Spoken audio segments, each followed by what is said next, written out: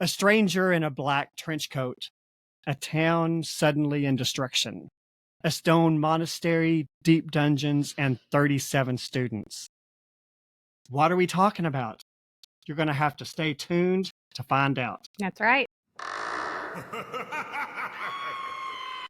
Welcome to the Bookish Introverts Podcast. Join host Amazon bestselling author Brett Nelson and avid reader Melanie Dyer as they dive in to review books they've read, then chat with the amazing authors behind them. Quiet minds, big bookshelves. You don't want to miss it.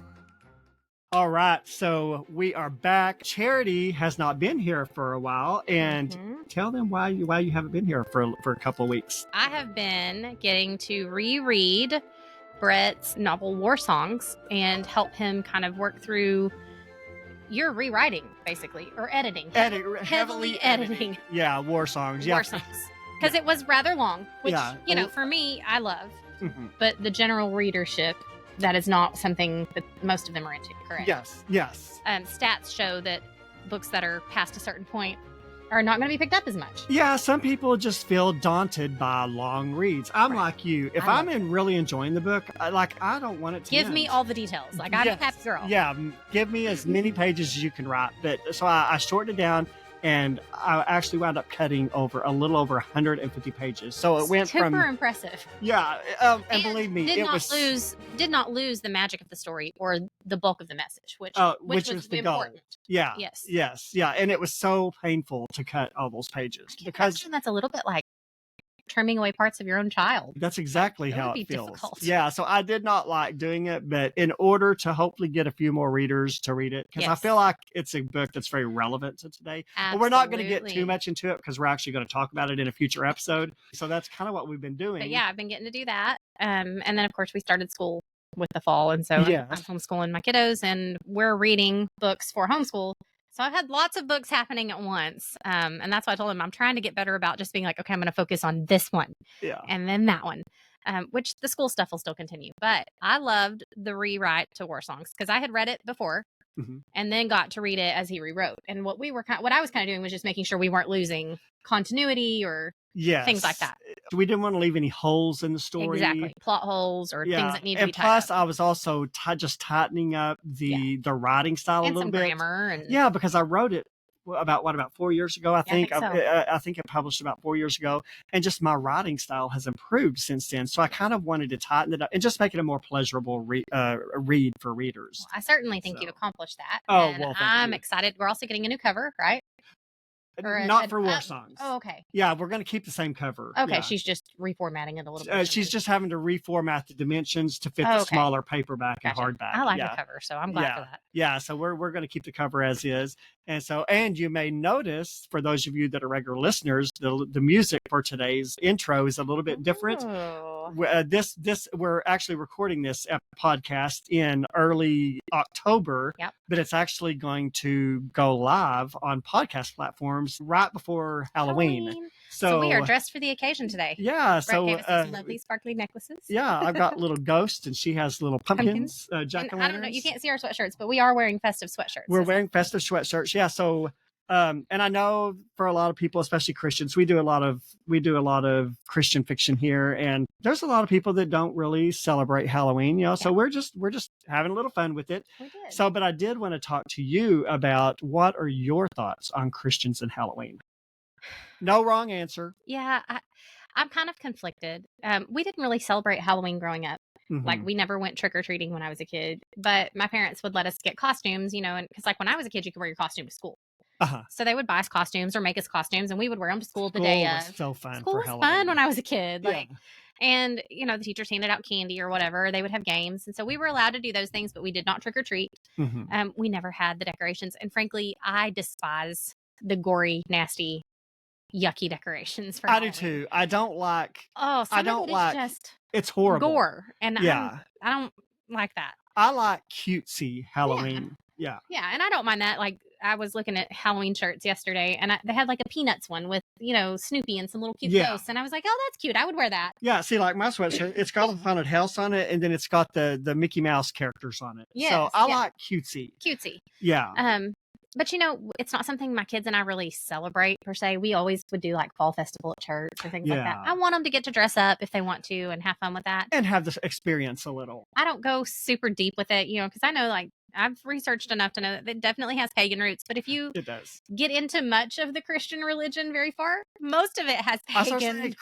Christmas has pagan roots. Yeah. Now we celebrate for a different the birth of Jesus. Exactly. So that's what we focus on. But really, Christmas has pagan roots. The Christmas tree is a pagan practice. A lot of our practices are rooted in paganism. Yeah. And I think some of that you just have to separate from like, exactly. Do I actually believe that? And is that what I'm doing? Or am I just honoring cultural norms? Like, yes. Well, and I just think, maybe not even cultural norms is the way to say it. Cause like, I know we're supposed to be set apart. Yes.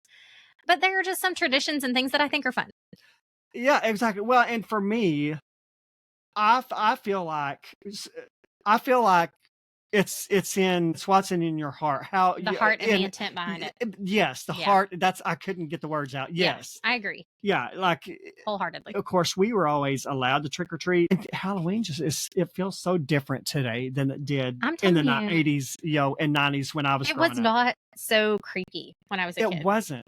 And like, there's a house that I pass on my way home every single day if I come through. It's like there is a house.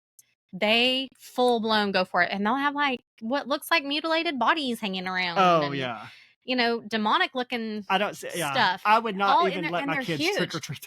And my kids, every time we drive by it, it's like, Mom, I think that's demonic. Yeah, that makes me feel gross. And inside. I love that he recognizes the discernment. Yes, in his heart to know that like I don't want any part of that. Yeah. So I'm thankful for that. So it's. I mean, again, I don't have a problem with it. Like, do what you want. I guess. Like, yeah, I'm not worshiping the devil. Well, but exactly. If my kids want to go get some candy and have some treats, I'm fine with that. Yeah. So that's kind of where I fall. Yeah, me too. So we paint pumpkins. I've never carved a jack-o'-lantern or carved a pumpkin in my life. I'm not that gifted. I would probably slice my hand off. Yeah, I don't think I ever have either. Really. But I've painted pumpkins. We do that some with the kids, and that's a fun activity. Yeah. Or like make caramel apples or things like that. We just try to celebrate the season, the fall season, and that's usually what I do. Like when I decorate around the house, I don't really decorate for Halloween. You can't decorate for Halloween. You done got Christmas up. I know, right? But I do decorate for fall. I like fall. I walked in and I was so happy, you guys, because like when I knocked on the door, I could hear Christmas carols playing, and I was like, "Yeah, Christmas!" Hey, Christmas is a year-round genre for me when it comes to music. I love it. Yeah, my kids love it, and so like we started watching The Grinch the other day, and we're kind of slowly getting into the season, And so the other day, Bert was like, "Mom, when are we putting our tree up?" And I was like, "November 1st. We're putting it up November 1st." Honestly, sometimes I've had mine up by Halloween. I mean, the world is a dumpster fire. If a Christmas tree brings you joy. Yeah. Well, I've got a friend on Facebook. It really annoys her that people start celebrating Christmas before Thanksgiving. Why? Well, she says you're skipping Thanksgiving. No, now listen, we celebrate Thanksgiving, but what are you going to? I mean, I don't have a giant turkey I can set up in my living room. Well, and it's like I can celebrate Thanksgiving with a Christmas tree in the corner. 100%. Get over it. It just looks pretty. If you're not paying my mortgage, you don't get to say when I put my Christmas tree up. Now, if you want to start paying my mortgage, I will abide by your rules. I know someone that leaves their tree up year round and then just decorates for all the holidays on their tree. I think that's a fun idea. Okay. If you have the space for it, yes. I don't have enough space in my house. And last year, I actually had my Christmas tree. I live in a smaller home, and I actually had my Christmas tree completely down on Christmas Day. It was actually the day before Christmas Day. My friend Christina, she always comes over, and it's sort of become a tradition for us now. A couple of days before Christmas, she'll come over. She'll bring all of her Christmas presents, because Christina's the type that she would rather be out under the hood of the car trying to fix the engine. Oh, so are you rapping? Well, and she hates rapping, and so she raps for her whole family. I still do it, but I hate it. Yeah, and so she brings all of her stuff over here. We turn on Christmas movies. So make a day of it. We make a day of it. And she was like, it's not as much of a task. It's fun. You're making something that would be stressful alone fun. Yeah, and we'll go out and we'll go to IHOP and eat breakfast, and then we'll come back and we'll wrap a few presents, and then we'll go have lunch somewhere, and like all day we'll have Christmas movies playing. And this is when, there are certain movies that I have to watch every year for Christmas. Yeah. But there are some movies that I'm like, I'd like to watch them for nostalgia's sake, but I'm probably not just going to sit down and just It's like not watch on the them. list of must-haves. Yeah. So I've got certain movies that are not ones that I really just need to sit and pay attention to, and I let those play in the background. Yeah. Yeah. And it gives you that festive. It's just comforting. Yeah. Yeah. And it's just Home Alone is at the top of our list. Like my kids every year around Christmas, that's the first thing they want to watch is Home Alone. Yeah. They love it. I think I showed it to them maybe like 4 years ago when Barrett and Stella were smaller. And like, for Barrett, like seeing this little boy best these grown men, he was like, this is the best thing I've ever seen, you know? And now it's just kind of carried on and they love it so much. Yeah. So that's like the top of ours. And then we love the Grinch, and we love the Grinch and in all its fun forms. for adults too, because it's nostalgic. It's nostalgic. It's nostalgic. Yeah. Like it's so good. Yeah. I think that soundtrack on Home Alone is one of the best Christmas soundtracks. I've got it on my iPod. Yeah, I have it saved on my Spotify. Yeah. I love it. Yeah, it's great. So I love the holidays from Halloween through Christmas through New Year's. So what is your favorite Thanksgiving dish? What do you live for on Thanksgiving? Okay, I love cranberry sauce. I do too. And dressing is my all-time favorite though. But it Yes. has to be cornbread dressing. No stuffing. Okay, so my mother-in-law is from the north. She's from Iowa. Mm-hmm. And they eat stuffing. No. And I'm just like, and really the difference between the two is dressing is made with cornbread. Yes. Stuffing is made with bread cubes. Yeah. Cubes of bread. Yeah. And like I love my mother-in-law.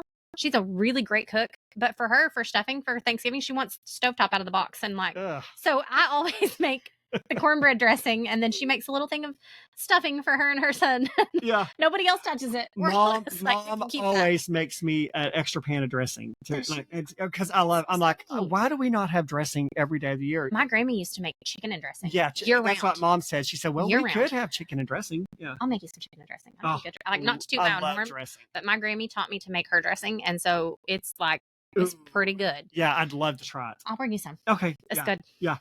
I can't That's my favorite too. Wait for the holidays. I can't either. I'm so excited. So what's your favorite?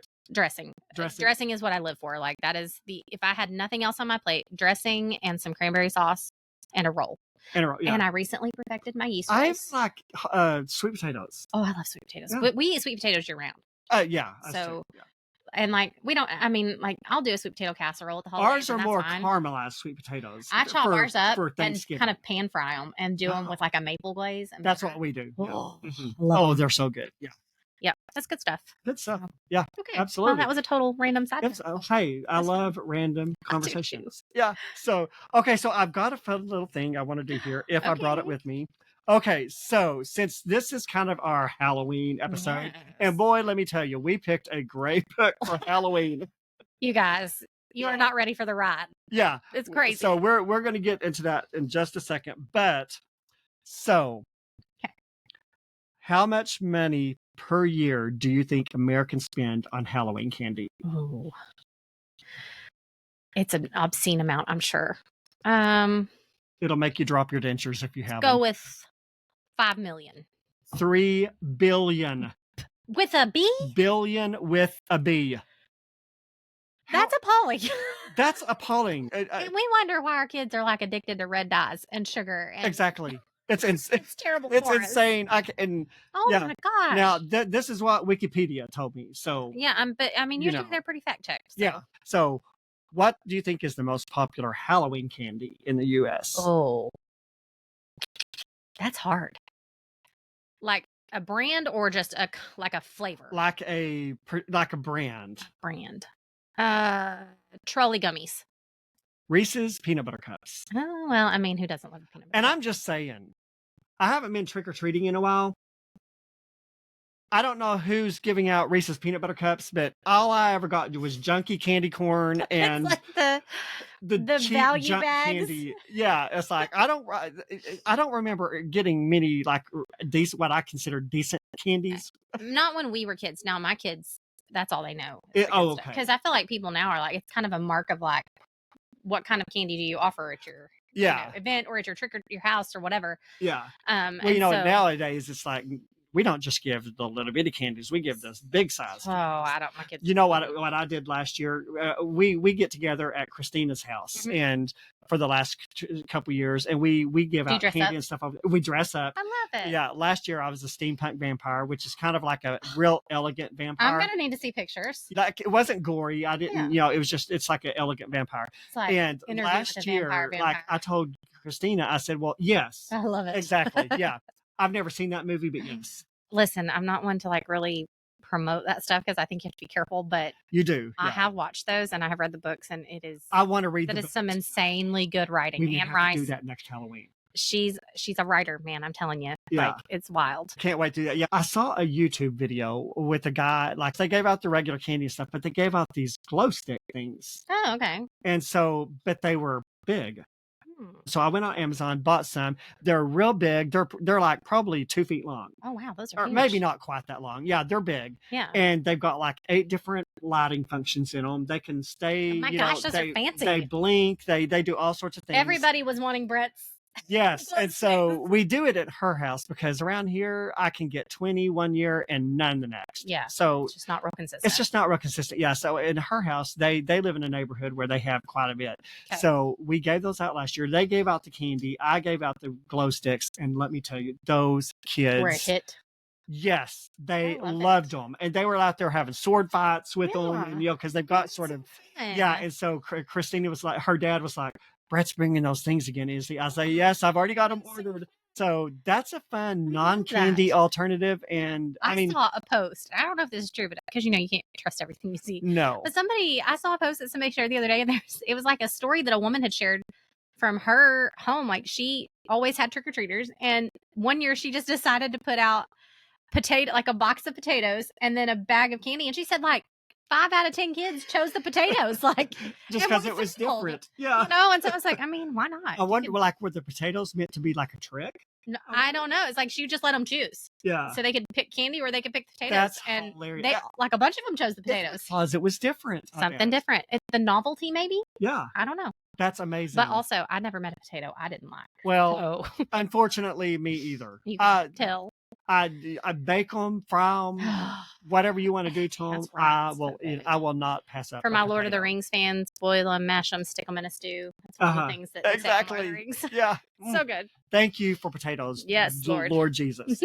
So, what do you think is the least popular Halloween candy? Candy corn. It has to be. Candy corn. It's so gross. It's so disgusting. It's like candle wax or something. It is. It's like eating candle wax. I hate it. Although I will say the pumpkins that are they're the same thing, but they're a little bit different. Now I will I don't buy them. Now my dad loves those Halloween pumpkins. I will eat a few when I go to his house. Yeah, but I don't know why they're a little bit different than the candy corn. Cody's papa always has candy corn, and sometimes the pumpkins too. And like last year, Bellamy decided she wanted to try it, and so she picks one up and like takes a bite, and she goes, "Oh, I love it." And I'm like, "Yeah, I can tell." Being polite. Yeah. Oh my gosh, that's hilarious. Yeah. Candy corn can go away as far as I'm concerned. The only way to eat candy corn is to throw it in the trash. Exactly. Which state grows the most pumpkins out of any other state? I'm just going to throw a random guess. Yes. Missouri. Is that it? No. Oh, daggone it. Illinois grows over 500 million pounds of pumpkins. 500 million? I had no idea that Illinois was a pumpkin patch. Did you? Neither. No. So interesting. What do you think is the most played Halloween song, or the most popular Thriller? Song? Yes, Michael Jackson. Michael Jackson, Thriller. The last one. The longest haunted house in the world is the Factory of Terror in Canton, Ohio, and it stretches over half a mile. Yeah, no, my heart would give out. Yeah. I'm too spooky. Like, I get spooked real easy. Not doing it. Not doing it. So if you live in Canton, Ohio, go check out the Factory of Terror if you want to be scared out of your wits. Yeah. For a long time. Now, I've been to haunted houses. They're not my thing. I don't like them. I will go. And I don't even like heaven or hell houses. Because, that's a thing that church people try to do to legitimize Halloween. We do these heaven or hell dramas or houses or whatever. Yes. And I know they're effective. Like, I get that. Yeah. But also, ew. Okay, here's my thing with hell houses. They do have usually a spiritual component to them. Yeah. But here's my problem with them. Using scaring as a tactic to get people saved, I just don't agree with that. I don't either, because that's not how Jesus... And this book is really going to tie into that. It is going to tie into that. That is not what the message of the gospel is. No. Right. And that is not how Jesus wants us to see him, how he wants us to come to him. There should be a fear of the Lord. And that is something that honestly, lately, the Lord has really been dealing with me about. And the fear of the Lord, meaning reverence for the Lord. And awe of him. Yes. Like, it's not do you have those things? Yes. We should have that. Absolutely. And I believe in our culture today, that's very lacking. It's very lacking. Very lacking. Yeah. But the Lord, and I think you and I probably would agree on this. Like when we were growing up, a lot of times we were taught that like, if you didn't do A, B, C, D, then God was going to be mad at you and you were going to go to hell. Yes. Well, that's not it. That's not it. Yeah. And the older I've gotten, the more I'm like, no, like I don't want. Should you be fearful and is hell scary? Absolutely. Like yes. 100%. That's not a place you want to go. But you should not come to Jesus purely because you don't want to go to hell. Yes. Jesus, like it's a relationship. He loves you. Yes. He wants to be close to you, to spend time. He wants to save us. Yes. He wants and a it's relationship. out of love. It's not out of fear. So yes. I agree with you. I have a major problem with it for that reason alone. Well, and here's the second thing I have a problem with it. Getting them saved is one thing. Once you get them saved, you got to disciple them. That is right. And preach. I went to a church several years ago, not our church. Several years ago, of course, every church I've been to has some version. It's a thing. It's an alternative to I think it's Halloween. Really common in like Pentecostal charismatic, like yes, very much. Non-denom. Well, and they had asked me if I wanted to like be in it, and of course, there were all sorts of like scary scenes in it, and I was like, okay, I don't want to be in any of the scary scenes, but I would love to be like afterwards, like if anyone gets saved, I would love to be in the discipleship side of it, because you can't just get them saved and then send them out into the world. That's right. You need to help get them set up in a church. They've got to get plugged in somewhere. They've got to get in the Word. Yeah. They need to get baptized. And in my personal opinion, as soon as possible, you need to get filled with the Holy Spirit. And you can't just send them out into the world. And they need to be connected to other believers. Yes. I agree. Do you know the church was not interested in that? They didn't do it at all. No. They said, no. They said it's a good idea, but we're just not going to do that. Well, and there will be all sorts of excuses. We don't have the manpower. We don't have enough staff. Like blah, blah, blah. Well, but here's the state of the church. And I'm saying this as a general, broad. I know not all churches are like this. Right. They sort of, they weren't just automatically knee jerk. Yeah, we're not interested in that. But as they got to talking, they're like, this is going to take a lot of people, especially if we have 20, 30, 40, 50 salvations, So they're like, is it not worth it? So they sort of they put a thing out to the church, because, a lot of planning, you start planning things like this months before Halloween. Yeah. So they're like, if you would be interested in, like, if you don't really want to be in the haunted house portion of it, haunted house, it's not they don't call it a haunted house. Yeah. But they said, if you'd be interested in being in a discipleship side of it, let us know. That way we can see like 2 people out of a church of like 300 or 400. Gosh, I'm like, how can you not? I think that really, you're right. It does speak to a lot of the state of the American church as a whole. And I feel like it's an area, and not like our particular churches that we attend or whatever, but as a whole, I think that the American church has really gotten away from true discipleship. They have. And a lot of that just has to happen on your own, or it doesn't happen at all. Which is sad. And it's good, right? Like, we should be in our word daily. Yeah. We should be spending time with the Lord daily. We should be talking to him, worshiping, having these personal times of worship and devotion and prayer. Yeah. But corporately, there also should be opportunities provided for people to be discipled. Yes. So yeah, I think that's. Well, the Bible says to go out into the world and preach the gospel. It doesn't say stay behind the four walls of your church. Make Christians. It says make disciples. Make disciples. And a disciple followed him closely and walked with him and heard his words and supped with him and like did all these things. Yes. And so many times I think our churches now are guilty of just like getting them saved, getting the hook in, and then they just kind of leave you to flounder on your own. Yes. And that's why so many new Christians wind up going back to their old ways, because they're not being discipled. I agree. That the church is falling short. And again, I'm speaking very broadly. I know there are some churches out there that are very good at this. I'm really blessed to attend a church that makes that. They have lots of opportunities. Like, and I love too, something that they do that a lot of people might not agree with is like the men have their own time that they get together and are discipled together. And we have a women's Bible study and prayer time. And there are opportunities for the youth to be together and for the kids. And then we also have corporate times.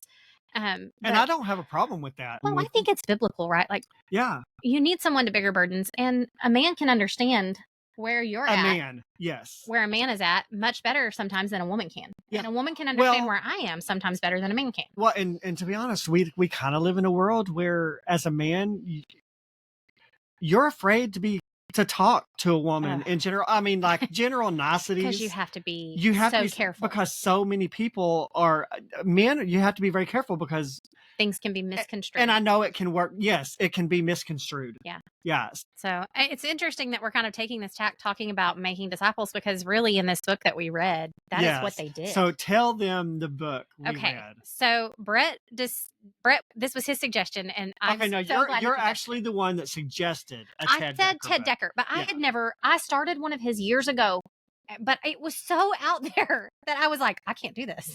And it's still in my bookshelf. I need to finish it. Okay.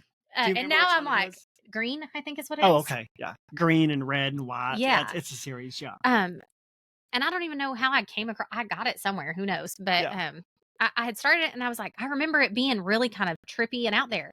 Yeah. So I had said something about Ted Dekker, and then you brought it up. He was like, for Halloween, what do you think? Yeah. Well, okay. So Melanie and I wanted to do a Ted Dekker book last year, and Melanie was like, no. Is that just not her jam? It's just not her jam. Yeah, well, Ted Dekker is sort of considered. He's sort of considered the Stephen King of Christian fiction. Okay, and you told me that, and I was like, I don't even know how you can make those two things go together in a sentence, right? Because like, I could not. Horror doesn't belong in Christian fiction. But as I got into the book, I was like, I totally see it. Like, yes, and that's what I like about Ted Dekker. He has a very good way. Okay, and I want to say we're reading Ted Dekker's Showdown. It's called Showdown. I actually brought it with me. If you guys want to see the book, cover. This is what the cover looks like. It's basically a Christian. Although I don't really. It's considered Christian horror, Christian suspense. I would call it suspense. Yeah. And now I will say there were a few elements, though. A few times things happened, and I was like, "What?" Yes. And honestly, this is what I like about Ted Dekker. I haven't read any of his books in years.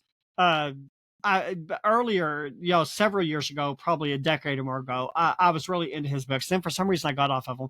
But one reason I love his books is because they're not puppy dogs and sunshine. Listen, there ain't no puppy dogs and sunshine happening in this. No, like they're gritty, they're dark, there's some gross aspects to it. And some really interesting moral debate happening in these. That's the distinction with his book. There's usually a moral debate, a moral ethics, like spirituality, like all of these things, very kind of deep subjects. Yeah.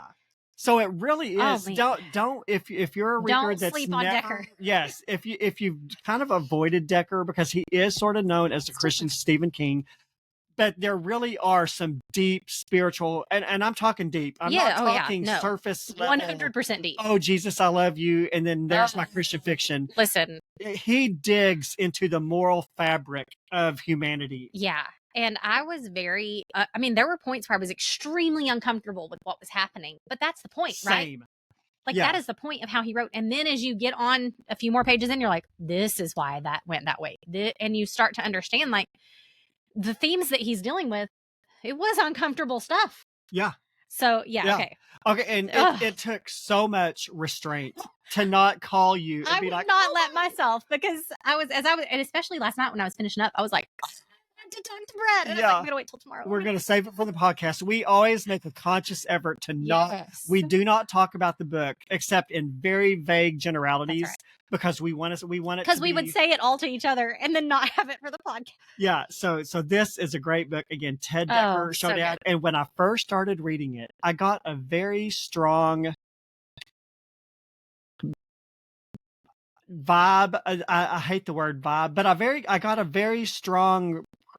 It felt very reminiscent of a what's the guy that wrote This Present Darkness? Oh, Frank Peretti. Frank Peretti. I got in the first few chapters. It's like modern Frank Peretti. Yes. Now, once I got into the book, it wasn't anything like a Peretti. Yeah. But like in the first few chapters. But the weight of it, I think, is what it's weighty. Like it doesn't. There's literally no time that you're not just like, what? There are no slow plots. There's nothing slow in this book. No. And very just heavy. Yes. Very heavy from the get-go. Yeah. But not in like a depressing way, just like you recognize the importance of what is like weighty in that. Especially if you can dig a little deeper into it and sort of recognize the spiritual parallels. Yeah. And I will be honest, it took me a long time to start recognizing all of that. It did. Well, honestly, I read the ebook version and it took me about 65% of the book. Before it's like, during the whole book, I found myself thinking, okay, what is happening? What does all this mean? Yeah. Yeah. Well, and I actually had a very hard time getting into the book first because it wasn't book. It wasn't actually the book. Right about the time I started this book, our brother Charlie Kirk died. And it was so devastating to me. I have followed him. Yeah. Has honestly kind of been in, I think, a lot, especially the Christian segment of our nation that followed him at all. Like, it's funny because I didn't know him. Like, not at all. I didn't either. I had watched a few of his debates. I watched a lot of his debates. I watched some of his videos. Cody and I would share those back and forth because he said a lot of things that like felt like, yes, we agree with that. This is how we are trying to approach life. This is kind of what we want for our family. Yes. So we would share things that were encouraging to us with one another. And I will not forget that Wednesday, like opening up my phone and seeing it. And I just started bawling. I did too. Like the grief that hit me for a man that I did not know. But I knew what he stood for because I've watched so much of his content. Yeah. And he's just genuine. Like brilliant, but genuine. And I was more just like heartbroken for his wife, for his children.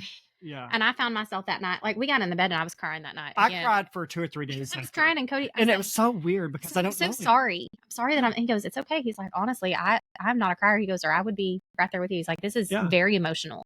Yeah. And that night I woke up several times. I will not ever forget this because I woke up several times and just immediately felt prompted to pray for his wife. Mm-hmm. Like, I don't know that woman, but I know that she was grieving. Yes. And I just thought, well, if I'm praying for her right now, maybe someone else is going to wake up in 5 minutes and pray for her too. And maybe women all over the world are going to cover her. Yeah. And that she won't feel alone. And those kids. Because I believe in the power of the Holy Spirit to be able to do that. Yeah. And so there have still been times over the last few weeks where I have found myself, they'll just pop into my head. And so I just pray like, Lord, your will be done. Like you keep your hand of protection upon that mother and those children. Yeah. You know, and on all the leadership.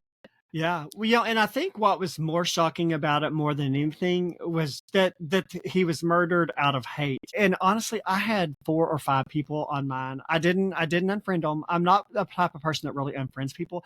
I literally had friends on my personal Facebook profile that were mocking and celebrating his death. What kind of evil heart do you have? I just can't it doesn't matter if I agree or disagree with someone. Politically or ideologically or whatever, they are still an individual that God created. I don't want anything bad to happen to them. No, like I don't want to see anyone lose their life, and certainly not in such a horrific, heinous way.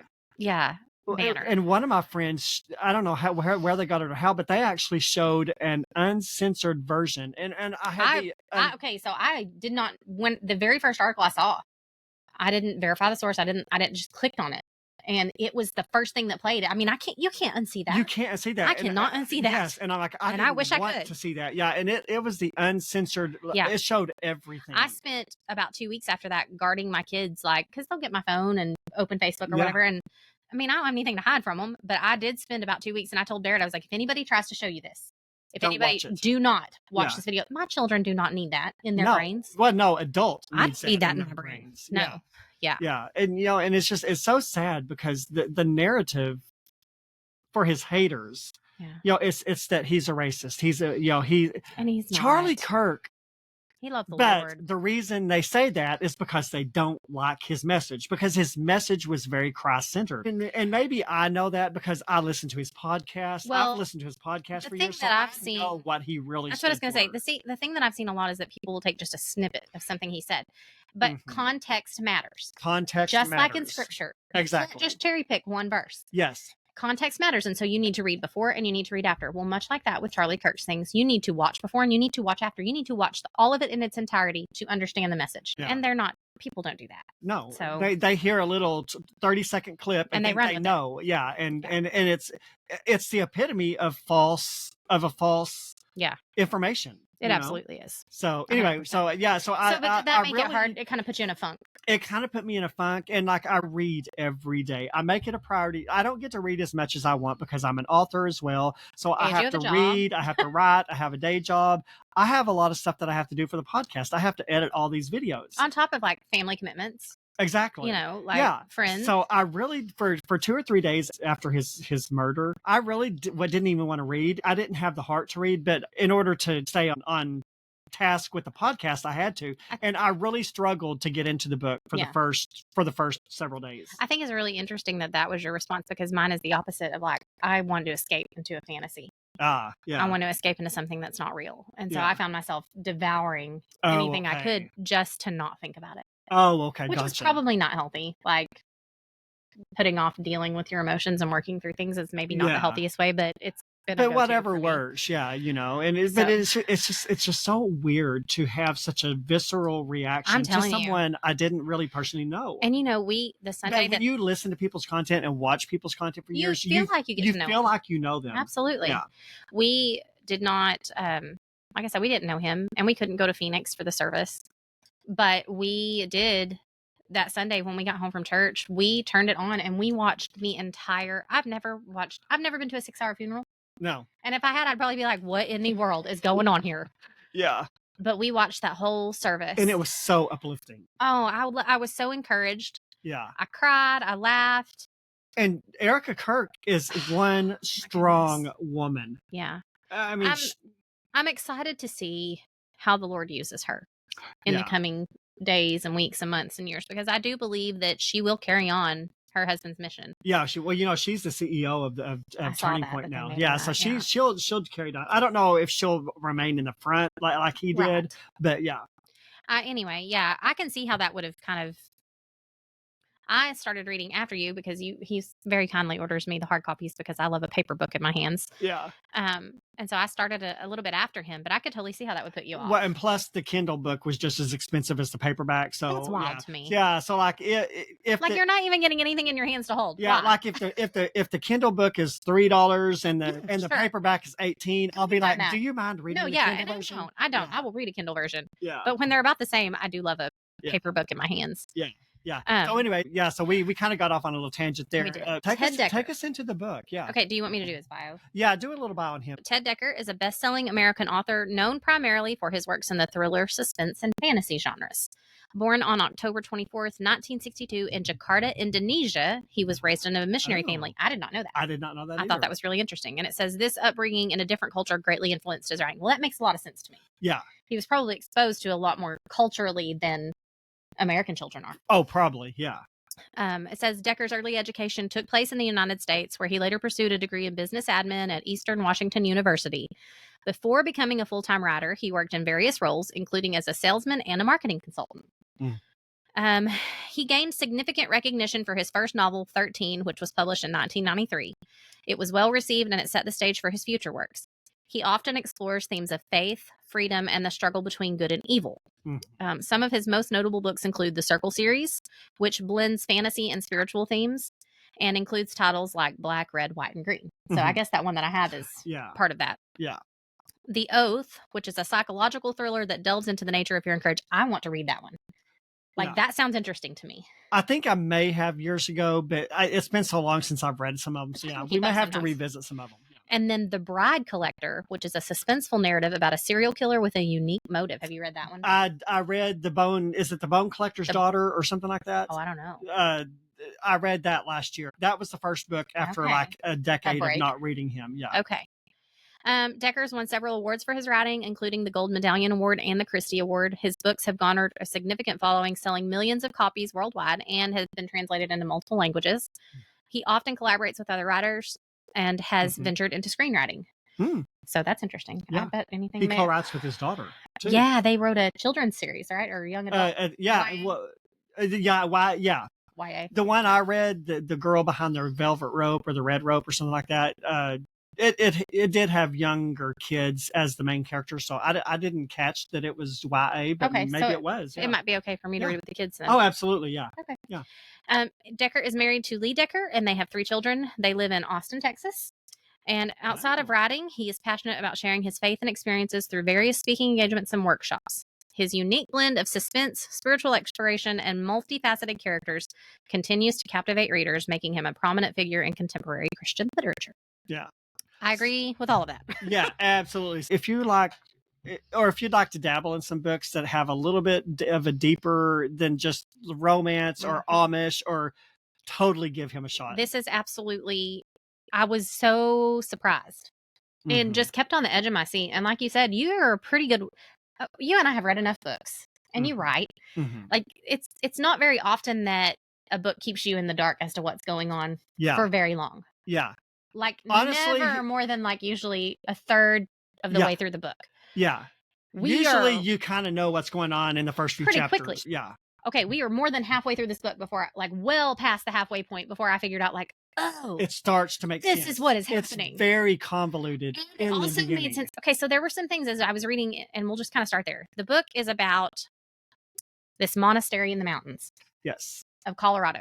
Okay, that was another thing. This is random. That's a great setting for a horror book. Colorado is beautiful, but this place where it talks about, it references Delta being the next nearest big town to Paradise. Yes. Delta is where Michaela and Dylan were pastors at. Really? So I've been there. Like I've driven through that whole area. So you've had the whole time I was like picturing it. I'm like, whoa, okay, I can see where they're at.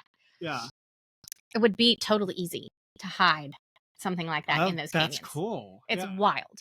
I didn't even know Delta was a real place. It's a real place. Michaela lived there. Okay. Yep.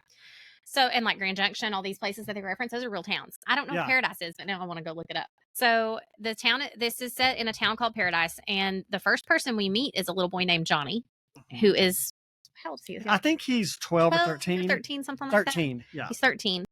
And he's sitting on the bench with a gentleman named Cecil who doesn't speak. He's mute. When this tall, dark, scary-looking stranger comes waltzing into town. Got a black trench coat, flapping in the breeze. Cowboy boots, like silver boots, right? Isn't that what he said? Like I think so, yeah. And a hat. And like, it almost sounds like the way that they describe his character, like, this is something that came out of a movie. Like, it's almost, it's a character, not a person. It's like a gunslinger type. Very in a Western. Yeah. And so, like, this is what caught me off guard here. And I'm thinking, okay, where's this going to go? And then this stranger walks up to the mute man and like takes his eyes out of his head and pops them in his own. Yes. I was like. And he puts his eyes in Cecil's. Yeah. Yeah. Cecil's the old man. I'm literally sitting on the couch reading this and my husband's sitting across the room. And I was like, what? Yeah. And he goes, what's wrong? What's wrong? It's like, I don't know. I don't know what's wrong yet, but something's wrong. Yeah. So Johnny, the little boy, sees this, right? And then his face changes because at first he thinks he's a skeleton. Like when he first sees him, he sees a skeleton. He sees a skeleton, no skin. No skin. But then as the man gets closer and he takes Cecil's eyes and puts them in his head, Johnny's like, something about this dude ain't right. Because then his face changes and he's human. Yes. Human. Yes. Which is classic Ted Dekker. That kind of imagery is classic Ted Dekker in some of his books. Yeah. I mean, I think it's like death personified almost, right? Yeah. Absolutely, yeah. So, but then you're stuck with, okay, is he a good guy? Is he a bad guy? You don't know because he tells Johnny he's a preacher, right? Yeah. Here to bring grace and hope. I kind of got to where I hated those two words. Yeah. Honestly, some of the things he said throughout the book felt kind of cultish to me. Yeah. Yeah. Oh, and in the prologue, we find out that there's a man named Marsavies Black. Am I saying that right? Marsavies? That's how I said it. Yeah. Marsavies Black. And I called him preacher. He's like a monk.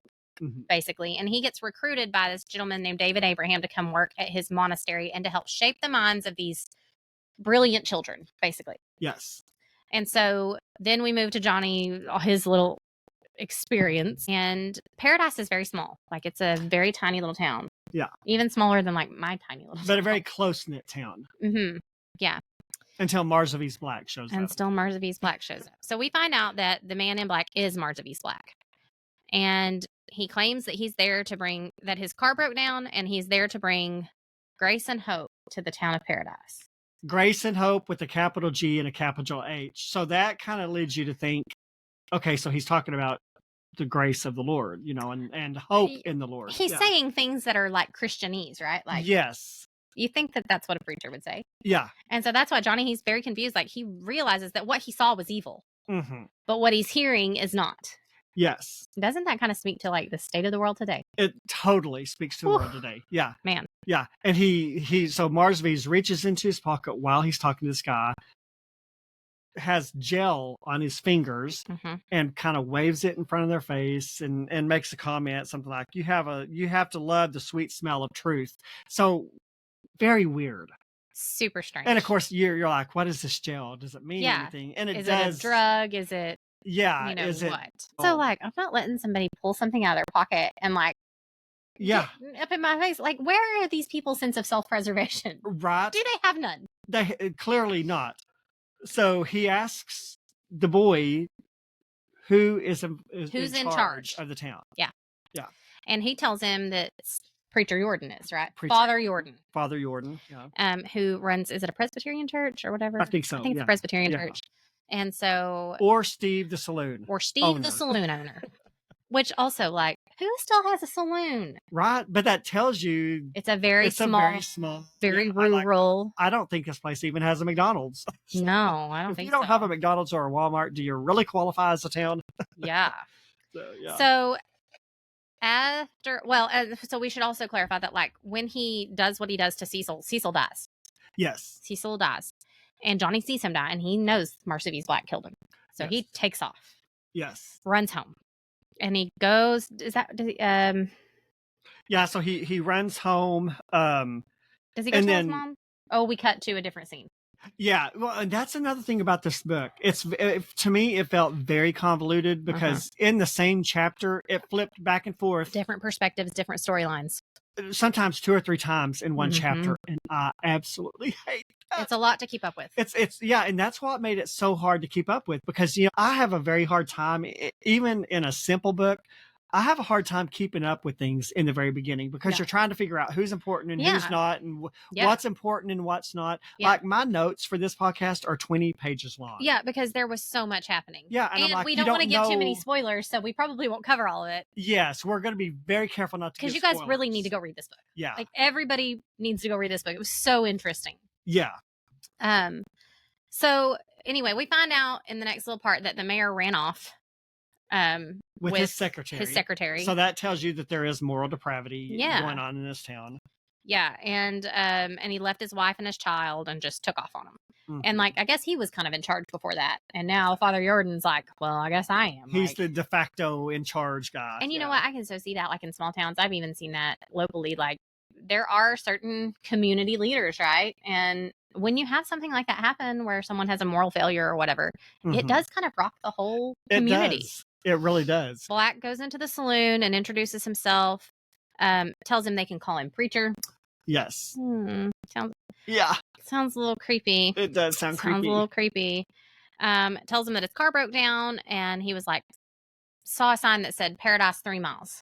Or 2 miles. And throughout the book, Marsavies Black, he's known as Preacher, as Marsavies, and as Black. If we refer to any of those characters, they're the same. Yeah.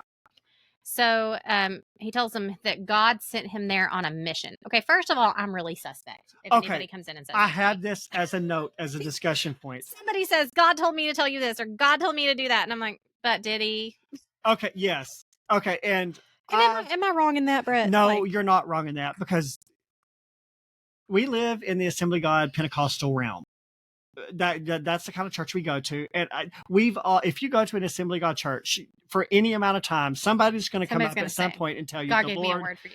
Yeah, and I've got a dear friend that I love, and she's one of those people that, well, the Lord told me this, the Lord, and I'm even with her, I'm just very sus, because sometimes people confuse the voice in their head with the voice of God. I will say it takes a ton of discernment, right? Of like, I would never tell, like, if I ever come to someone, there have only been a few times Yes. that I have done this, and I'm, approaching 40.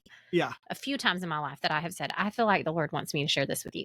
Yeah. Because I want to be so sure it needs to be the Lord and not me. Well, you don't want to look like a...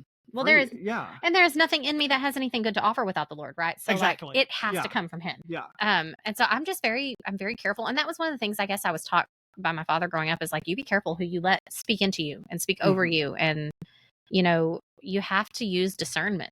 Yeah. I feel like these people seriously lack discernment. Seriously lack discernment. But also, I would counter that that's because they're not a Spirit-filled church.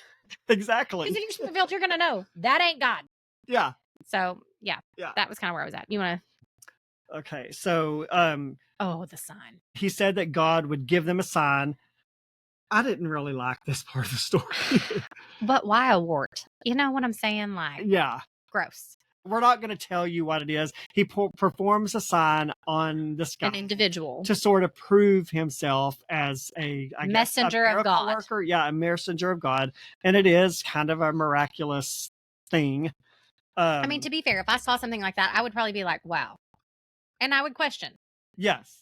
But I still feel like I would have enough discernment. To be like, to no. Question, to be skeptical. Because there's only, like, in this crowd, in this room full of people, in this there's only one person that is like skeptical, and it's Paula. And she's like, I don't know. Yeah. I just don't know about this guy. Like, she keeps saying to herself, like, I think he's evil. Yeah. And so it's but like... she didn't keep her distance from him. But she didn't keep her distance, yeah. Yeah. So he has sort of a little conversation with them and leaves, tells them all to come to the church that night, right? Tells them to come to the church that night. And then as he's leaving, Claude, one of the characters, and he's not really a main character, he looks out the window and goes, sees Cecil laying on the ground and goes, something's wrong with Cecil. Yeah. And then the chapter switches to... We move to the Billy. monastery. Yeah, in the monastery. So I kind of, like, at first I was like, I think I'm going to like Billy. Yeah. Oh man. They're very, the kids are very pretentious in the monastery. There's 37 kids. Yep. They all were brought, orphans. They were brought into the monastery because David and Raul, I think it was mostly David. Andrew. Yeah, they're like the main ones, and they've got this program called Project Showdown that they're wanting to do, and basically they want pure children taught only about love and the Creator.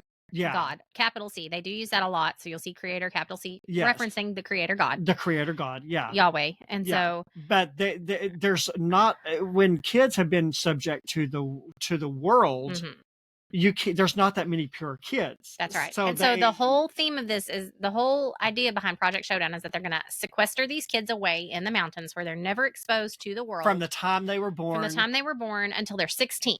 Yes. And then they were going to reinsert them into society and see just how dramatic of a change they made on the world. That was their premise, that they would change the world for good. To see if they adapted into the world, if they became part of the world, or if they, so that's the whole premise of Showdown. But also, can we just talk about the ethics of this? Yeah, talk about it. I think it's unethical. Yeah. What he did. It's totally unethical.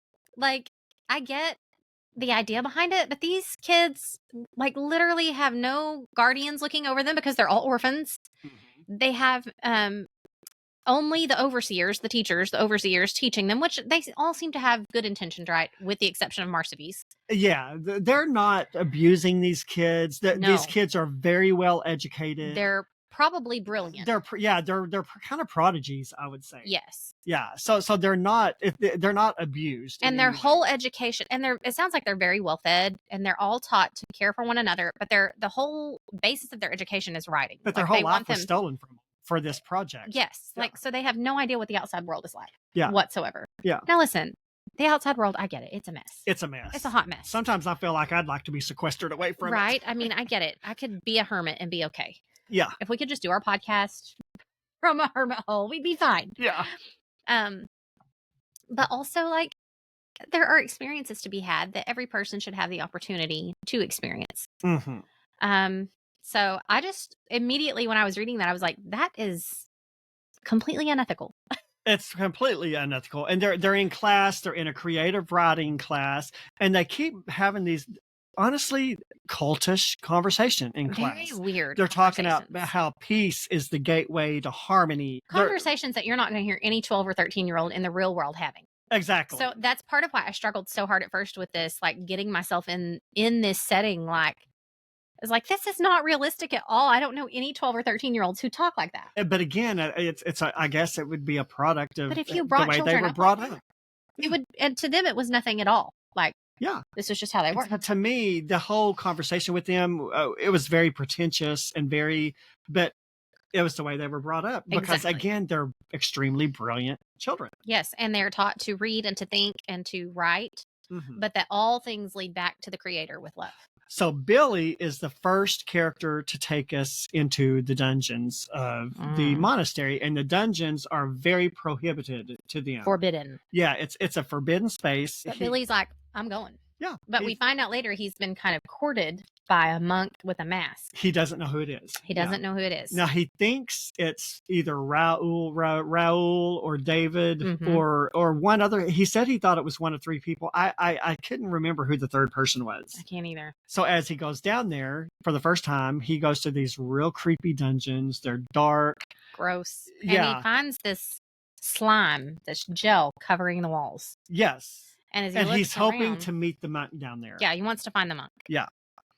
So he goes in, and as he's walking down this hallway, he finds that gel, and then he realizes, like, he sees these big, huge worms. Yes. Slithering around, and realizes that it's worm droppings, essentially. It's worm slime. It's almost like... I'm so grossed out by this. It's so disgusting. Again, that's classic Ted Dekker. There's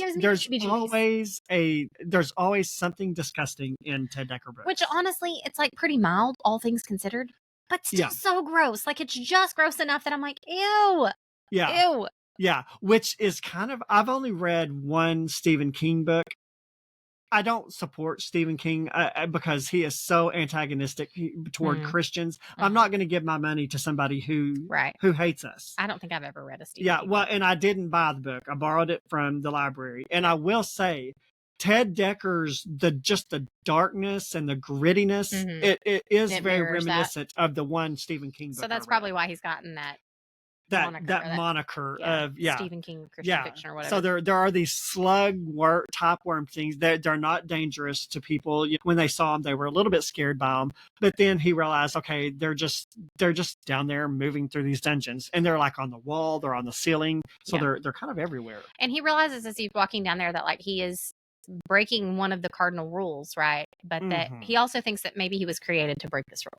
Yeah, and that he's supposed to. Yes. Do this. And it's a battle for good and evil. Like, he recognizes that. Yes. It's not lost on him. Yeah. Well, and he even thinks as he's walking down these hallways in these dungeons, he even thinks that this is an irresistibly dark sin, a sin for which he had been created.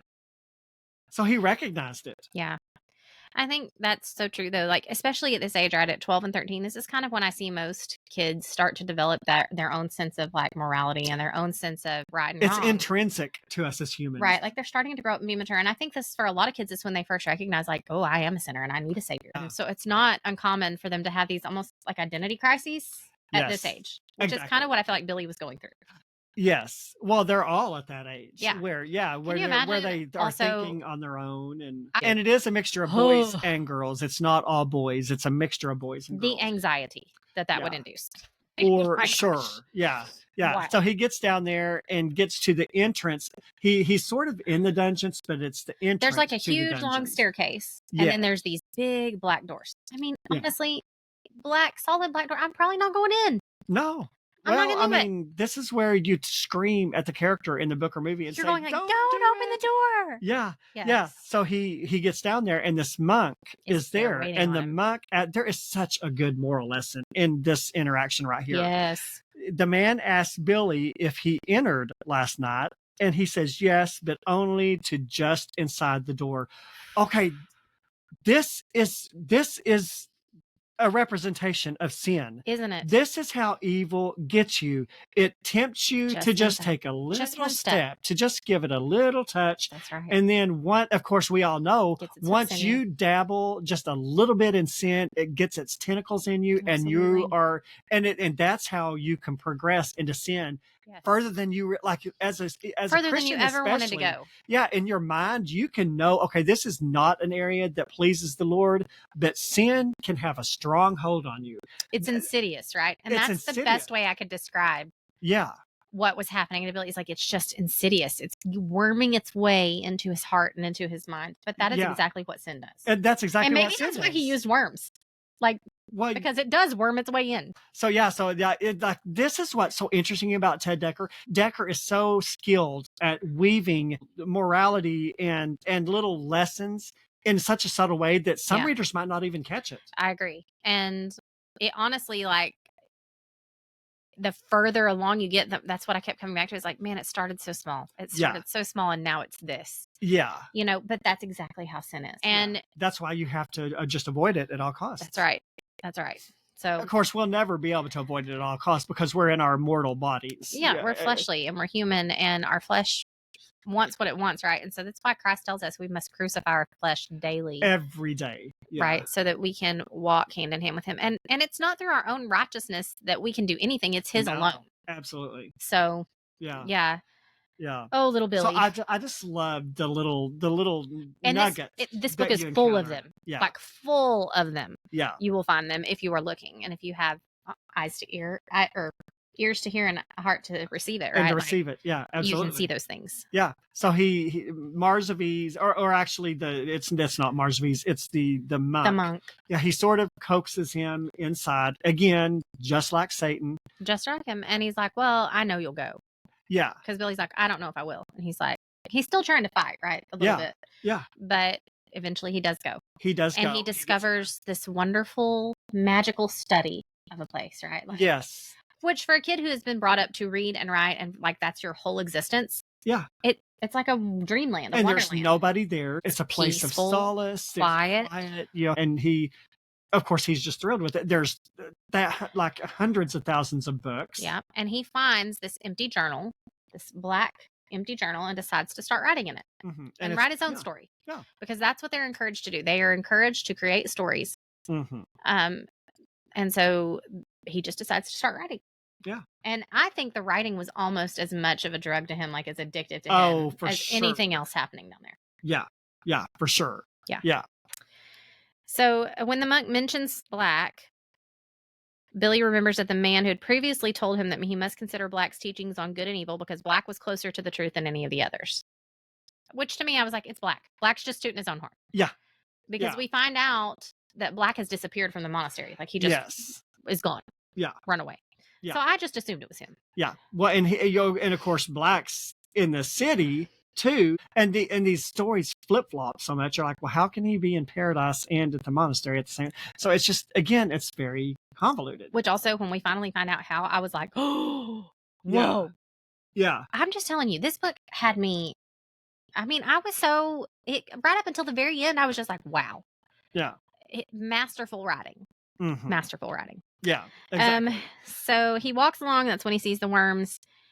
He equated them to the worms of hell that the Bible speaks of, the ones that never And that was exactly my first thought. Before he even got to that point, like that was the first, like, the Bible talks about hell having these worms that will not die in the flame.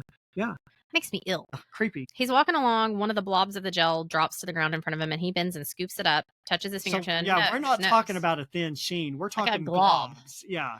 And he smells it, and then Phil realizes that scent like makes him feel calm and happy. Like and I'm just saying, if a big glob of worm gel, I ain't touching it. I would not touch it. I would not bend down and look at it. I would walk around it and. Yeah, I would not. I'd be like walking like this, like. These kids are, and I know kids don't always make the best decisions, but yeah. So then he gets on into the study, and that's when he finds like all the books. He finds a wardrobe with costumes in it, like a trench coat and some different costumes, and then there's a skeleton there. These real cool furniture. It's just kind of creepy, but also kind of beautiful at the same time. Was how I read it. Yes, creepy but beautiful. That's a good way to say it. Yeah. So almost like a Gothic mansion, maybe that's been left alone or has been empty or something. That's kind of how I pictured all of this. Yeah. Whether or not that's right, that's sort of how I pictured it. Yeah. So he kind of sits down and just to contemplate because he's just very impressed with this place. Yeah. And then we switch perspectives again. these people have a little conversation with David Abraham. I don't really feel like there's a lot there. So basically Abraham just tells him that they've had a student enter the dungeons. Yes. It's one of the other overseers. So they now know that it has started. It has begun. And so like they're very concerned. Like, and they knew it would probably happen at some point. They just didn't know when. Right. And I don't think they expected it this early. Mm-hmm. It was kind of the thing that I kept thinking. They thought the children would be earlier before or older before they started having these conflicts of like good versus evil within themselves, because they've been so protected from evil at this point. Yeah. So. And this is where they kind of go into the whole, we've already delved into it. So this is where they kind of, you learn in the book what Project Showdown is. And they're having kind of an argument amongst themselves. Yes. Basically about what to do about this child in the dungeons now with this forbidden knowledge or whatever. David Abraham, who is the founder of the monastery, basically says we can do nothing. We have to keep our hands on let them do what they're going to do. The project hinges on it. Which again, that's a very perfect mirror for God and us. Free will, right? We have free will, and we've had this conversation before, when anything bad happens in the world, when 9/11 happened, people, especially non-believers, they were all, oh, well, if God was real, why did he allow that to happen? God allowed it to happen because evil people have a free will. He's not going to override your will. He's not going to override your will. And I really think this whole book was a lot about that, right? Yes. I wrote, the last time we read the Christian Handbook, you asked me, what were some notable themes that you recognized in the book? And I was like, I didn't pay attention to themes. Oh, yeah. So as I was reading, I wrote down themes. Yeah. This free will to me was probably the theme. It was the theme in this book. And as we kind of get further into the story, we'll realize that's exactly what it is. So now we're back in paradise, and Marsavies Black has just stirred the town up. Yes. The women are all in a tither over him. They think he's handsome, but he's also a preacher. And we start to I was a little disturbed by some of their thoughts toward, these are all married women having very inappropriate attraction to this preacher in town. Well, and it was so weird because, when he was with them, they would be like a gaga, and then and they would interact with him. And then they would leave and they'd be like, oh, he's so evil. It's like, so it's almost like he hypnotized in a way. Yes. Them, or he had such a tangible effect on them. Yeah. A presence. He has an interaction with Paula, who is the one that kind of recognizes him as evil at first, in which he touches her and turns a strip of her hair blonde. He asks if she's ever been anointed, but we find out. Can we talk about the perversion on anointing oil there? Yes. But is that not what the enemy does? That's what the enemy does. He counterfeits the anointing with all sorts of things. Absolutely. Yeah. Ooh. Yeah. And it wasn't anointing oil. He anointed her with this worm goop. Yeah. Well, it turned her hair white. Well, not her whole hair. Just a strip around her face. Yeah. And so he says, as a sign of his purity to all who see you, a light shall shine from you. Yeah. Oh, come on now. It's just weird. That's a weird thing to say. That's a weird thing to say. Yeah, it goes back to what we were just talking about. One of the women notices that where he touched her, it turned white. And then Paula, even though she doesn't like him, she likes her hair. And so as he leaves the line, she goes, he's the devil. Even then still, she recognizes something is not right about this man. Yeah. This goes back to discernment. Do not let somebody anoint you with oil that you do not know. Absolutely. Who they are in Christ. Yes. You know what I'm saying? You got to have discernment, people. Absolutely. Yeah. I would not let somebody anoint me that I did not lacking know. You know what I'm saying? Say that again. I would not let somebody anoint me that I did not know. No, absolutely not. Yeah. You got to know who you allow to speak into your life. That's right. Later that night, the church is full. It's an Episcopal church. Mm-hmm. It's full. Everybody's there. And nothing against our listeners who may be Episcopal. That's just that's the denomination he chose. Yes. And so the pastor of the church, Brother Jordan, he's looking over the crowd and he's like, what in the world is going on? They don't show up like this for me. Yeah. He's very conflicted within himself, because and if they all think he's the devil, why would they show up for a church that he told? Right? But again, it's a small town. Probably nothing interesting ever happens. True. So this is something out of the norm and ordinary, an anomaly. It's a good night of entertainment, if nothing else. If nothing else, we'll just go see what this crazy man's about and move on. Yeah. That's probably what they thought. Yeah. So, and he brought them there because he said he had a message from God and that God talked to him. Mm-hmm. And you have this written down. Do you think that God speaks audibly to people today? No. You don't? No. Really? I mean, not routinely. On the regular. Yeah, I feel like God talks to us more through his word, through that still small voice. Yeah. But it goes back again to earlier to where you have to recognize, is it the voice in my head or is it the Lord? Yeah. You have to have that discernment. So you struggle with it. Especially in the Pentecostal Assembly God realm, people are always going around talking about the Lord talked to me, the Lord talked to me. And I'm not saying the Lord doesn't ever talk to people audibly, but I don't think it happens as routinely as people think it does. I will say, I think, and I don't know if it was audible to anyone but me, but there has been one time in my life during a specific conversation with someone that was a non-believer that I very clearly knew, like heard in, I don't know if it was my heart or my head, what he wanted me to tell that person. Mm-hmm. And it was just a couple words. It wasn't anything big and long, but I knew that it was God. Mm-hmm. But that's like the only time in my life that I can like say that, like, yeah, I think that was the voice of God. Yeah. Now, whether I should or should not be praying this, one of the prayers that I have been praying lately is, Lord, let me walk so closely with you that if you do speak to me, mm-hmm. even if it's only a whisper, that I recognize your voice. Yeah. Right. And mm-hmm. so I don't know if I'm supposed to pray that or not, but I am. Yeah. Because I want to know him that well. I want to have that close. Like when you call me, even if I didn't have a caller ID and didn't know it was you, when you start talking, I would know that it's you. Exactly. Because we're friends and I know your voice. Yeah. We know each other's voice. That's how I want to be with the Lord. Like I could pick out my dad or my husband's voice in a crowd, my children, mm-hmm. of 100, 1,000 people probably, I think. Yeah. And I want it to be that way with the Lord. Well, and the Bible talks about the still small voice. Yeah. Yeah. So I find it very interesting. And like you said, I'm very cautious of people who come in and say that they've heard from God or they have a message from God. I will say that when I discern the voice of the Lord, it's usually in my prayer time. Mm-hmm. It's while I'm reading scripture, and it's not an audible voice. It's mm-hmm. just, it's like impressions almost. Yeah. It's just, it's almost like it's like a discernment. Mm-hmm. It's like you can discern mm-hmm. when the Lord is talking to you. Yeah. And he nudges you and gives you like, move this direction. Don't go that way. Yeah.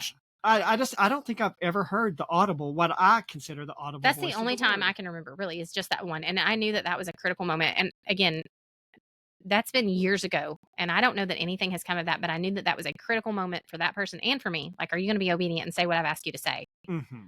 But also that person did not know the Lord. And so, I just have to trust. Even years now, I think about that and I pray for that individual. And I'm like, Lord, let that be a seed that was planted. Let that be a seed that was planted. Let somebody else be watering it and you get the harvest and you get all the glory for it. Yeah. And so, but that's the only time. Like, it's not on a daily, but not even a yearly basis that I would say that has ever. Yeah. I mean, I'm almost 40. Yeah. 37 years old. Like, and that's the only time I can remember. Yeah. But I don't discount it because God's not limited. God can do anything. He absolutely can. And so I think that God could come down here in the flesh right now and stand before us in a way if that he we can make a donkey talk, if he wanted to. He can absolutely speak out loud. Exactly. Yeah. But also I think our little mortal bodies probably would just be like, yeah. Can't handle it, right? Yeah. Can't handle the glory of the Lord. So that's interesting. Yeah. So, yeah.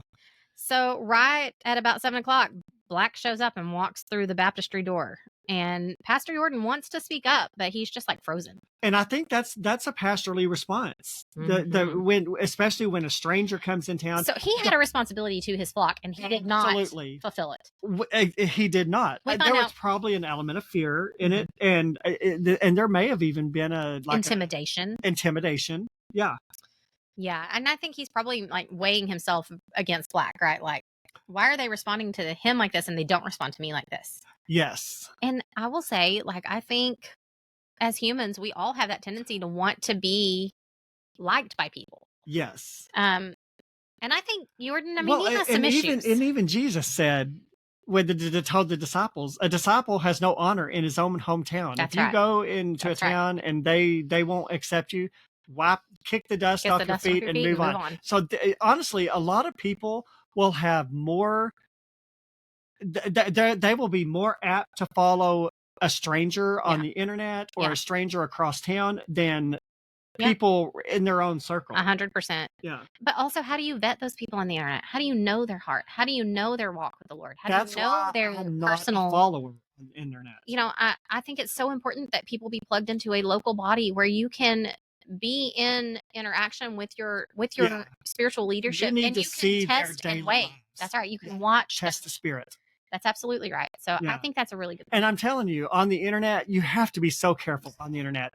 Anybody can appear to be anything on a camera. Yeah. Those of you watching and listening, you don't know us.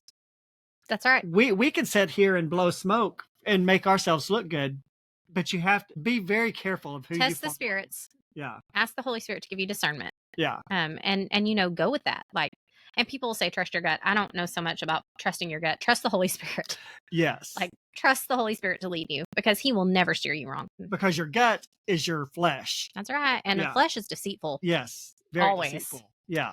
And this, you kind of start seeing that, like, as we move along into the story. Like, that was the thing that I just kept being like, there was almost an internal battle with some of them. Immediately were just like, fine, I'm going with it. Let's go with the evil. Let's do the things that have always been forbidden. Which is like real they had life. been given permission, right, for their flesh to just do the things they wanted to do. Yes. And yeah, that is real life. That's how it is in real life. 100%. You have to choose, am I going to choose this? Or you have to choose your path. That's right. Yeah. Yeah. Yeah. So Black comes up and greets the crowd. And like, people are like, well, who are you to be saying anything? And he tells them to shut their worthless traps. Like, he is not talking like any kind of preacher I know. No. Yeah. Right. Like, that's pretty harsh. Yeah. Pretty unchristian. Yeah. Ungodly. Well, and honestly, if he was a stranger and he was, walked up to the pulpit in my church and he said, shut your worthless trap. I'd be like, you out. Exactly. I'd be like, you leave or I'm I out. am. Yeah, exactly. Yeah. Exactly. And so he tells him that the man of God can only take so much. Oh, come on. The arrogance in Black. Okay. And let me tell you, I hate it. There is a scripture in the Bible that snake-oil charlatans love to use. Okay. Touch not God's anointed, Oh, which touch is not the man of basically, God. yes, which is basically what he just said. Oh, yeah. In a roundabout way. Listen, let me tell you, if a pastor, if anyone especially in a church, anyone says that to you, you probably need to run. You probably need to run. They are probably a charlatan. Because let me tell you this, God's anointed is not the pastor on the pulpit. God's anointed is you and me, who are children of God. Yeah. They like to make it think, oh, only preachers. And I'm not saying preachers are God's anointed too. There should be some respect and some authority. Like, they do have some spiritual authority if they are truly called by God and they are doing what he has called them to do. Absolutely. Yes. And there should be submission to spiritual authority in that way. Absolutely. But do not let don't let them make you think that only people up above are God's anointed. That's right. That's right. We are all God's anointed. And when God says, do not touch my anointed, he's not talking about the Benny Hinn's of the world. He's talking about his children. He's talking about his church. That's right. So always keep that in mind. That scripture is grossly, anytime I hear anyone say that, it literally gives me the shivers. And again, it goes back to context. Read before, read after, and see exactly what the Lord meant. Exactly. Right? Like, what the intent behind that was. Yes, for sure. Because what he's trying to say here is not it. It's spiritual manipulation. It 100% is. And let me tell you why I think that is rampant. Rampant. And it has been since the founding of the church. Mm-hmm. This goes back to like ancient Rome and to like the Holy Roman Church, because Barrett and I are studying this in history right now.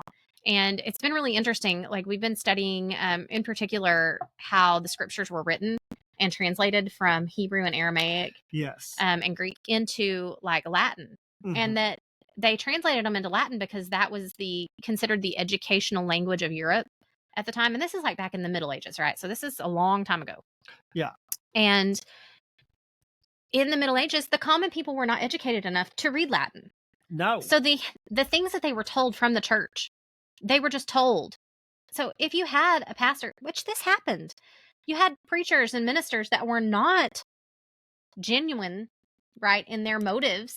Yeah. And because the common people could not read the word for themselves, they just had to take what the preacher said at face value, and they took it as gospel many times. Yeah. And it was so twisted. And they had agendas. Agendas, yes, that were not of the Lord, that were not what God, I think, wanted. And so I told Barrett and I were talking about this. He's like, Mom, that's awful that they couldn't have their own Bible and read. And I'm like, I know. And so we were actually reading about how the Vulgate Bible came about, which was then, it was considered vulgar because it was written in a language that the common people could understand for the first time, but it revolutionized people's faith walks. Because they could find out the truth for themselves. And the church did not like that because it lessened their power. Exactly. So, man, I think it's he does a really good job in this of like showing the motives of men's heart. Yes. Right. Of like, Marsavies wanted the power. Shining a light. He wanted all the power. The motives of men's hearts, yeah. To see, what can I get them to do? How far will they go? Yes. Ooh. Yes. Oh, it's so good. It is. Yeah. And like you said, he weaves it so subtly that unless you're like really, if you're just reading it for the story, you're probably not going to recognize that. Yeah. Right away. But that's definitely a huge theme in this, I think. It is, for sure. Yeah. It's just, it was so interesting. It's kind of an extreme cautionary tale, but it's very good. Yeah. So Black, as he gets in there, he sort of again brings sort of these miracles in. He tricks, has this chalice, and brings up is it an apple first? He brings up an apple, and then the apple turns into a snake, and then it turns. The imagery there.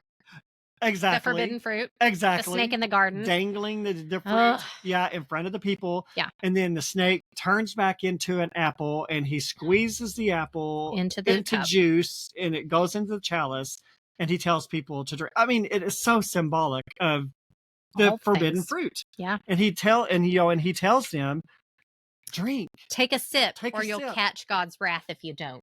Yeah. What? Exactly. Yeah. I mean, literally, I was reading, I was like, how stupid are you people? How stupid are you people? Yeah. But also, aren't they just like us, like most people? Yeah. Right? Well, and again, if you're not grounded in the word, you can fall for anything.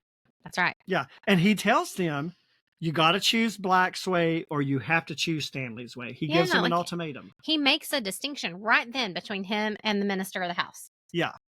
Wild. Yeah. And so he kind of gives them the ultimatum. If somebody walked up in my daddy's church and did that, I would hate to see what happened. Yeah. Well, and I have a little note here about at a church I used to went to. This kind of happened at a church. Really? Not to this extreme, but she was a woman we didn't know. And my pastor at the time, of course, I was always a singer, and she came into the church. Well, after church, and she was which is not an uncommon thing in an Assembly of God church, but she was very demonstrative in her worship in a way that was demonstrative to the point of distracting. Yes, it was almost weird. Gotcha. Yeah, it was almost weird. Well, you can tell, right, when someone is worshiping because they just are so in love with the Lord, or when they are worshiping to be seen, for a show. Yeah. The service kind of went on, and then after the service, my friend Shirley and I, we had sang a duet in church that day. Well, after church, this woman came up to us, and she was like, "Oh my gosh, y'all have such beautiful voices." Aww. I would, and so she like led us up on stage to play the piano because she wanted us to sing. Of course, we were young teenagers at the time. We didn't know any better. Right. And she was like, "Oh my gosh, you guys could be recording artists." It was now as an adult, when I think about it, it was cringy. At the time, I didn't notice it.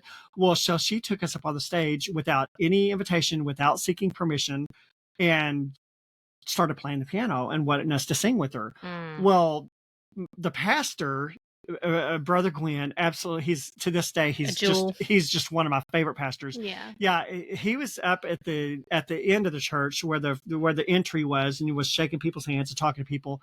Well, of course, he looked up and saw that we were on stage and that this woman was playing the piano. Well, he immediately shot up to the front of the church. Well, he didn't say anything. He just kind of, of course, but she's an unknown element, right? Like, yes, you don't know this person, and she's interacting with your very impressionable youth. Yes. And so he let us, we were just having fun because we loved singing, we were just singing a song, and I don't remember what song it was. It was a Christian song.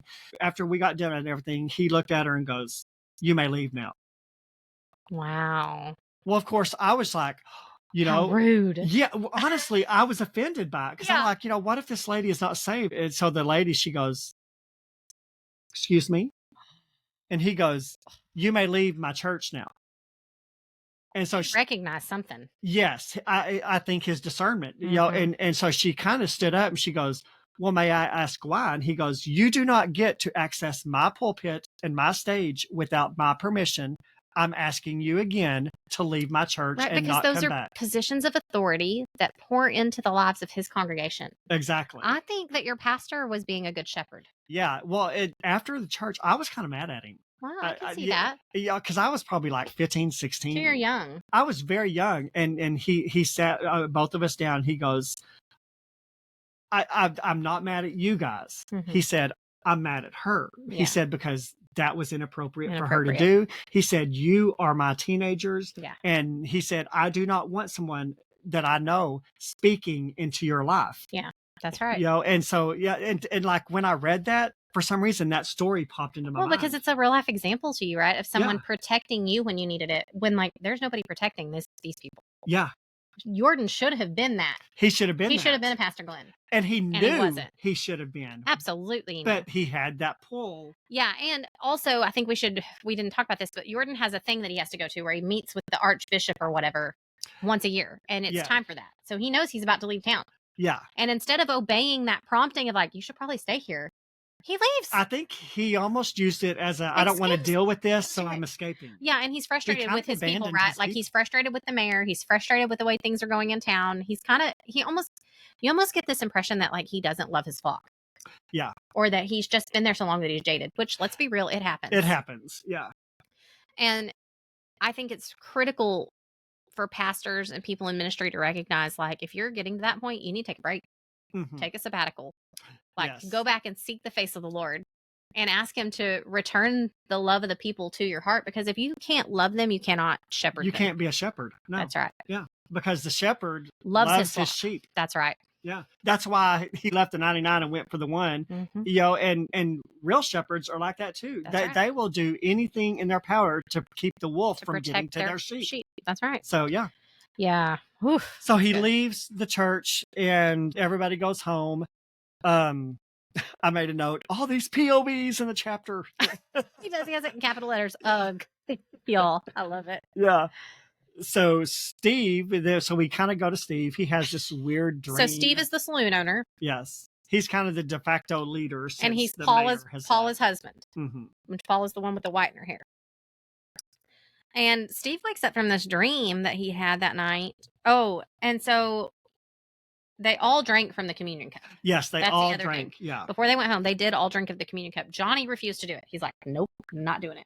And we also find out Johnny's mom had left. She took Cecil to Grand Junction, took his body to the examiner. I missed that. Did she? Yeah. So he's the town EMT. Okay. So I think I missed that. And she tells him, I'm going to go check out, because he tells her about the eyes. Yeah. And that he thinks Black killed him. And she's like, I'll go check it out. And I promise I'll find out what's going on. She thinks he's being an imaginative little boy. Yeah. Right. Yeah.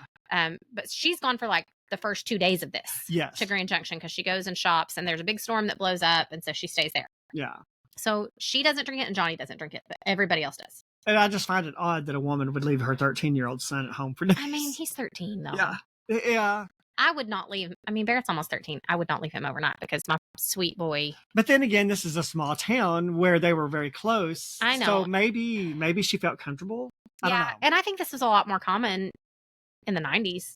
I could totally see 80s, 90s. It would have happened. I mean, my parents never left me at home overnight at 13, but yeah.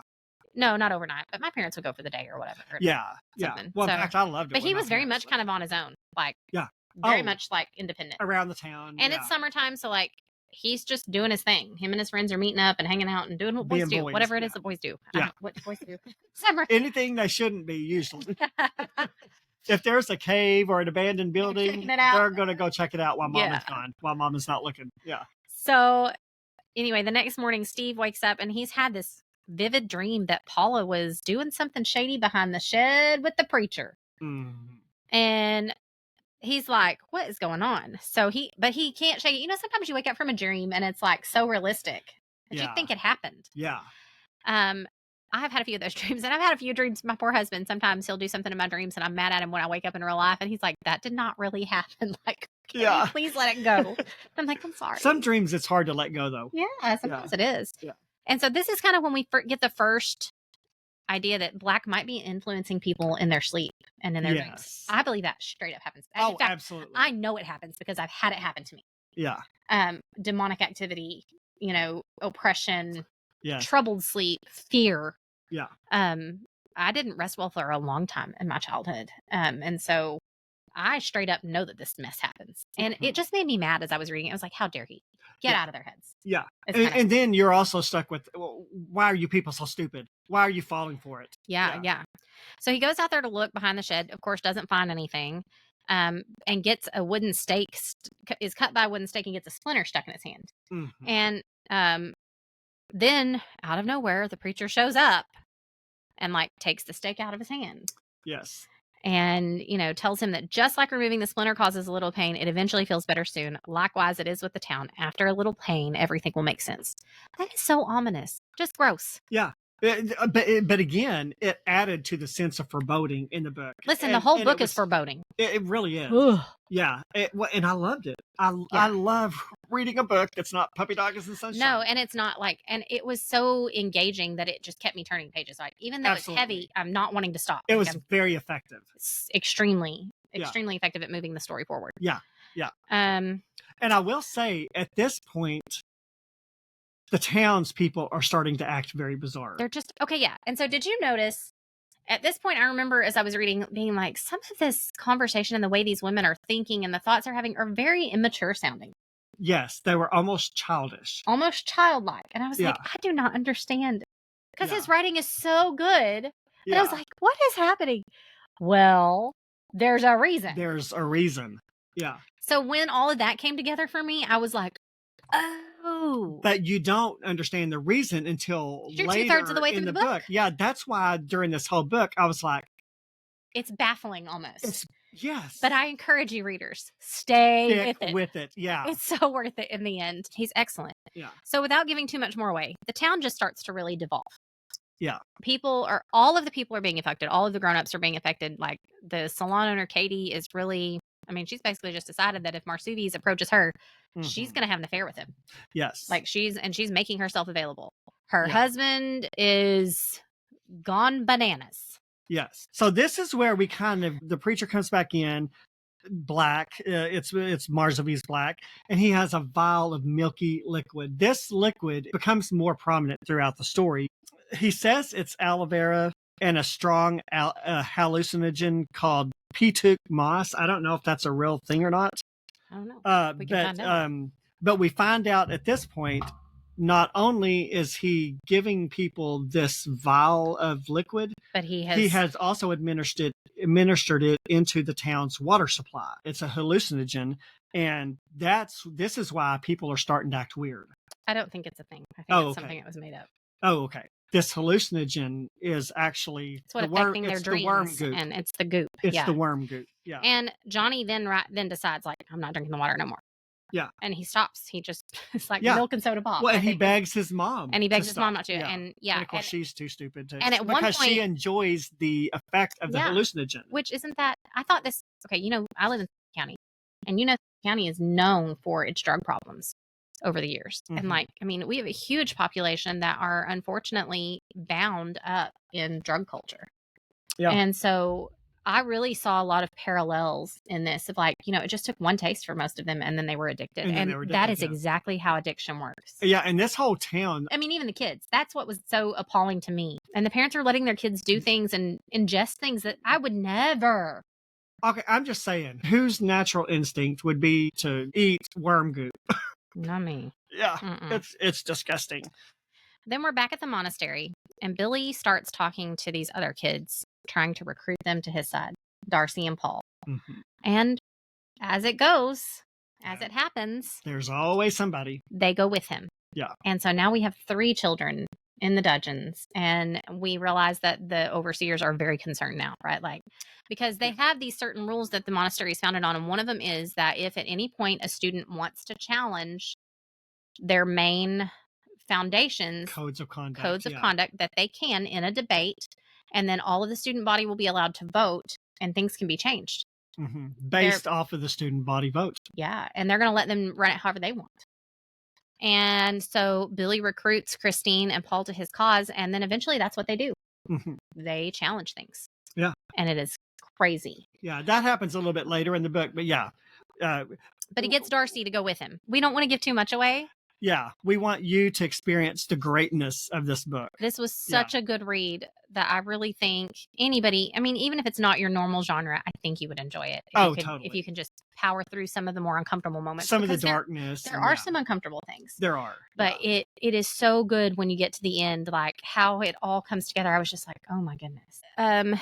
There's all sorts of things happening. Like the kids get down there and no, Darcy starts writing with him. Yes. So the study becomes Darcy and Billy's place to write. And then Paul is just kind of exploring and he becomes enamored with the worms. Yes. And he just starts gathering up the worms. Yes. And he just can't get enough of this worm goop. Yeah. And so we learn now that like Billy and Darcy are like they've both developed rashes. Physical. And then they start putting ailments. the worm goop on but the worm goop their helps. rashes. Yeah. And so like it just becomes a thing. They almost live for the writing in the worm goop. Like, yes, that's it. They are obsessed with writing their stories, and there actually is a story behind it too. Yes, and that so they don't even know at this Billy point. is writing the male characters, and Darcy is writing the female characters in their story that they're writing, and they're collaborating. They talk about that, about having a collaboration. Yeah, and so they're writing their stories together. And Johnny has had a few experiences back in Paradise of like they've seen him and Roland, his best friend, have seen some things where they're like, that's not normal. Like, yeah. We're either seeing things but they don't realize yet that they're being poisoned, or they do know that they're being poisoned in the water. And so that's when Johnny decides no more. And Roland's like, no, I want to know more. So Roland goes and gets some. Well, and then as people start ingesting, they're not only getting it in their water supply, they're also willingly using these vials. And of course, black keeps them supplied. Yeah. The more they get into it, they really start getting destructive. They start destroying their own town. They absolutely do. There's a group of men and boys that are chopping things down, burning things up. Yeah. You've got women having straight out fights over a man that's not even their spouse. Yeah, that they all think over is the evil. preacher that they all think is evil, but they also all think want them. Yeah. And then you've got children involved in it, like beating things up. And there's all this chaos happening. And in the midst of that, like while I'm reading, I'm like, some of the things these people are saying just are so childlike. Yeah. That I was so confused. And so you kind of move on and you realize like none of the stuff that's happening in Paradise makes sense. Like it's like these people have just gone off the deep end in 2 days. And so Johnny goes home, tries to wake his mom up after she'd been asleep for like a long time. And he gets her woke up and they go and look out the window and he realizes what he's seeing is very different than what she's seeing. And it's because she's ingesting the stuff. Yes. And he's like, so something is really up. Johnny's the only person in town who is like aware. He's lucid. Yeah. Of something is happening that is not normal. But the adults will not listen. To him. Yeah. Isn't that so often how it is? That is so often how it is. Man, kids, childlike faith. Absolutely. They see things so clearly most of the time. Yeah. He's really the only logical person in the town. Yeah, he is. Yeah. So we kind of get to the point now where they get to the debate. And Johnny winds up debating who does he debate? Christine. Christine and Billy. Billy and Christine. So Christine is friends with Samuel, who is the son of David Abraham. Yes. And Samuel is probably the most brilliant child in the class. Yes. He's very, very bright. Yeah. Very loving, very pure, very kind. And so Samuel and Christine decide that she's going to go up against Billy in this debate because he has called for it. Yes. And then they're going to decide, how they're going to approach things. And they're debating the truth that all love comes from the Creator, which meant in turn that it would lead to the Creator, which meant one must identify God's will. And Christine basically calls Billy a heretic. Yeah. And thinks that she's got this. Well, it does not go her way. It's real sad. Yeah. Because she's smart. She's making very good arguments. But Billy is making better ones. Yes. And at the end of it, they vote, and it winds up that more of the children want to go below. Yes. They want to be allowed to go below and find out.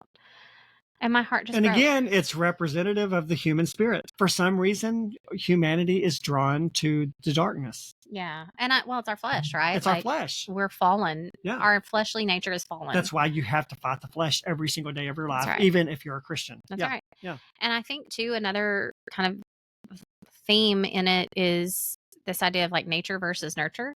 They tried so hard to put them in an environment where they were exposed to nothing but goodness and love. Yeah. Which in theory sounds good. But sometimes it just doesn't matter. No. So I thought that was really interesting to think about, like, especially as a mother. Yeah. I do all the things that I can, right, to give them a good environment to grow up in. But sometimes they're not going to make the right choices. You Sometimes still they are have gonna a fall. fallen nature. That's right. Even if you're groomed, and in that, because basically you and I were. Yeah, absolutely. We've been in church our whole lives. Yeah. But that doesn't negate from the womb to now. Exactly. My mom will still turn me over on my knee if I do something that she. That's right. Yeah. Thank goodness. Yeah. So now that Billy's won, they changed the rules and it changes the whole. The tunnels dynamic. are no longer forbidden. Yeah, so they can go down there at will. Yeah, and they do. Yeah, they immediately go. And of course, the monks, they meet up. They are distraught. They're so afraid of what's going to happen, because at this point, their whole project is in jeopardy. Yeah, they needed those kids to be there for another 3 to 4 years, depending on their age, before they could reinsert them into society. And so then we find out in this meeting that David has called with the rest of the monks that because what he had told them before was that this was a study that Harvard University was funding. Well, then we find out that that's not actually true. That's not true. That after his first child, he had a son named Christopher. After Christopher died, and then his wife conceived Samuel and died in childbirth, he sold everything. He had quite an antiquities collection, sold everything to buy these books of history, the stories of history, which are these blank black notebooks, or journals rather. Journals, yeah. Okay, I'm going to say at this point, we're getting to the point where spoilers are going to be impossible. So we're going to kind of, as much as possible, we're going to glide through all these. We're just going to gloss over it. But at the end, we're going to do a spoiler zone. Okay. That way, and we're going to give you just a general. It's not going to be long. We're just going to give you a general for people that probably think they won't read it and want to see how it goes.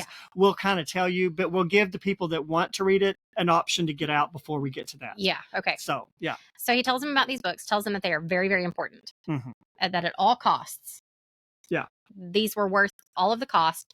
They were why he built this monastery. And that they are the key, basically. Yeah. These books are the key. And I'm like, what? Yeah. How? The first one was empty except for one entry, right? Yes. Okay. Let's tell about that. So there was one entry in this book that he got, and he acquired it from someone in Iran. Isn't that what he said? Yes, he bought it from Iran. And he got one. And in it, the book was titled Stories of History, and it was blank but for one entry, and it was written in a charcoal, discontinued long before the kind of paper in the book was ever discovered. So things aren't adding up, and these are scholars, right? So they're history buffs. They know that would not have been happening, that's an anomaly. Yeah. And then he tells a story of having that book on a desk that he used to write bills and stuff out in his study, and he said he was facing one way, and he turns around, and that desk that was oak was then all of a sudden red.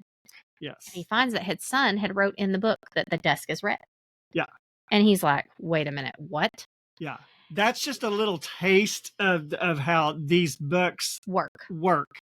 We're not going to say any more about that until we get into the spoiler zone. Yeah. But that'll just give you a little bit of a taste of kind of what's going on. Yeah. Meanwhile, in Paradise, crazy things are still happening. The weather is absurd, bizarre, huge windstorms, tons of black clouds. It's just a mess. Yeah. And Johnny's marble, his red shooter marble, starts acting super strange. Yeah, I thought this was so weird. I was so confused. Yeah, I was like, what is the point of this? Ted Dekker sitting there, and this marble on his desk all of a sudden moves of its own volition. And he's like, huh? Yeah. And so he sits there and watches it for a long time more, and then it finally moves again, and he decides to follow it. He follows it. Yeah. Because he thinks this marble, he says, he even personifies it like it's a dog.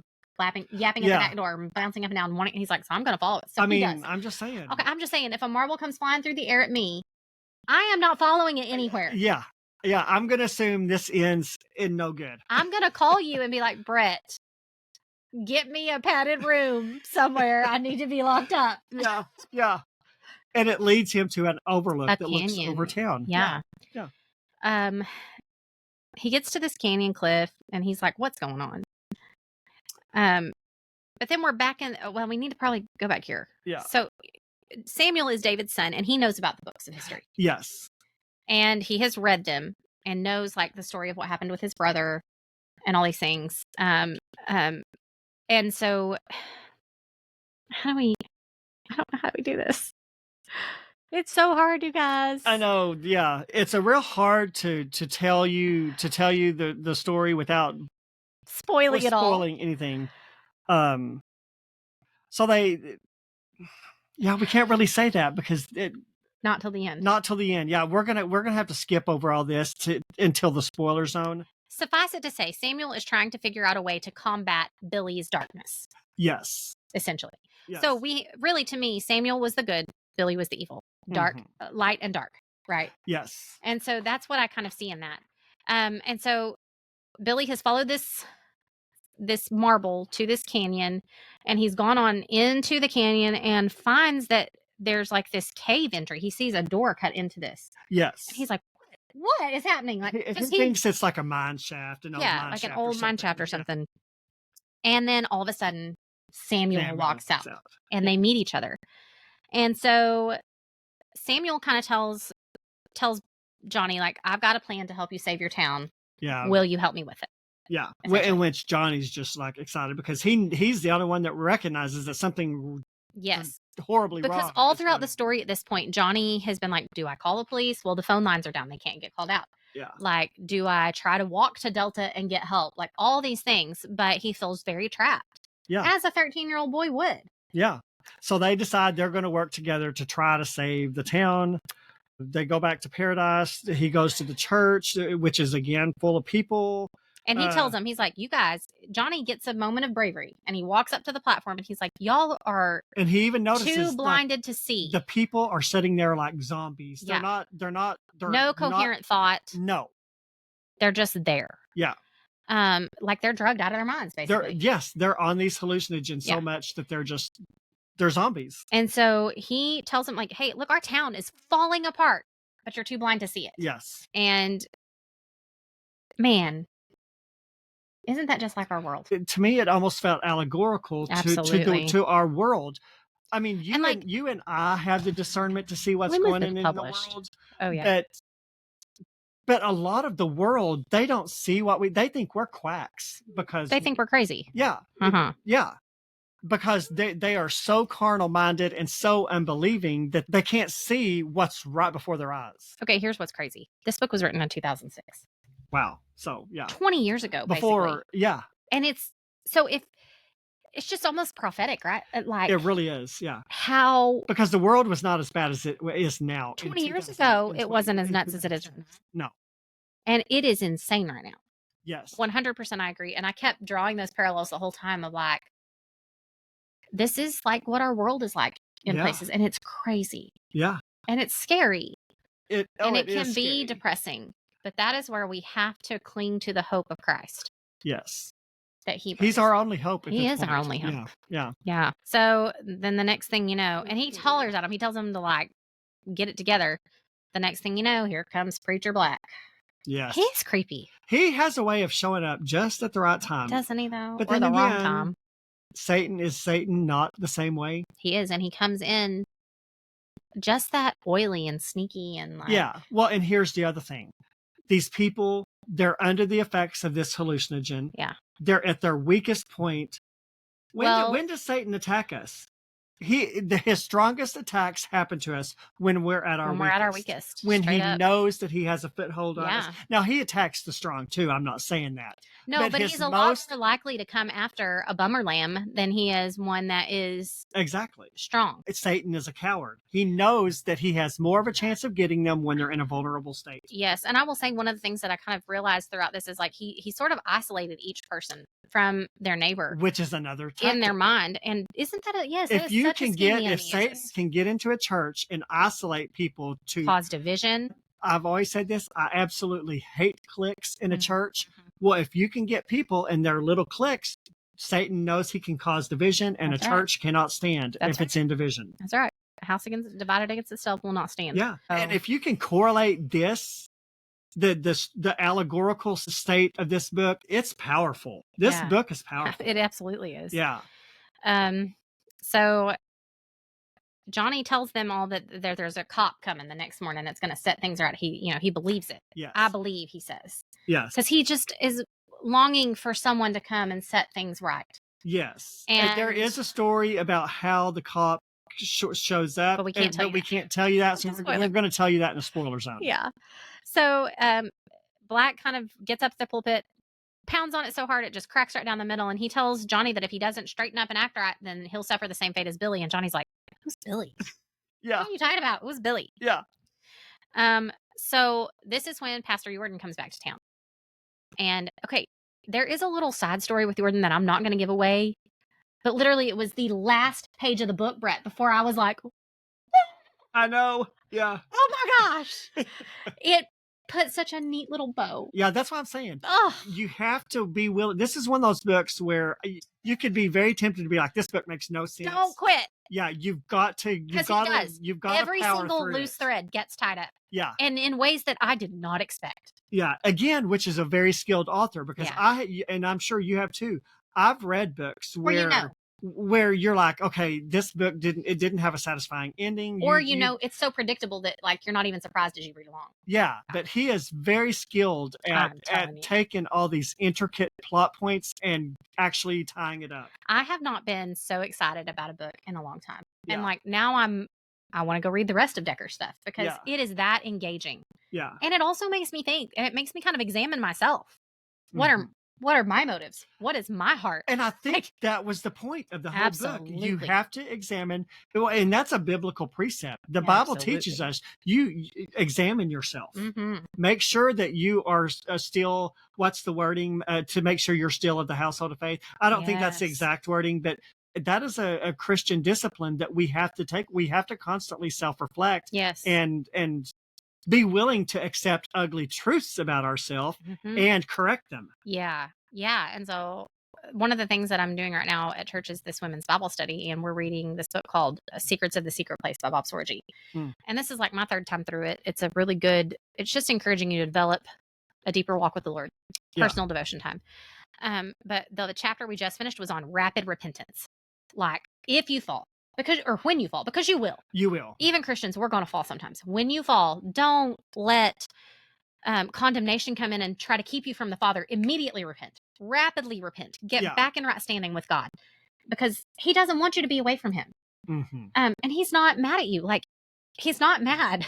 No. He wants you to come back to him. Yeah, I think he's proud when we recognize and repent and come back to him. Yes. And let me tell you, this has been on my mind lately. I had a conversation.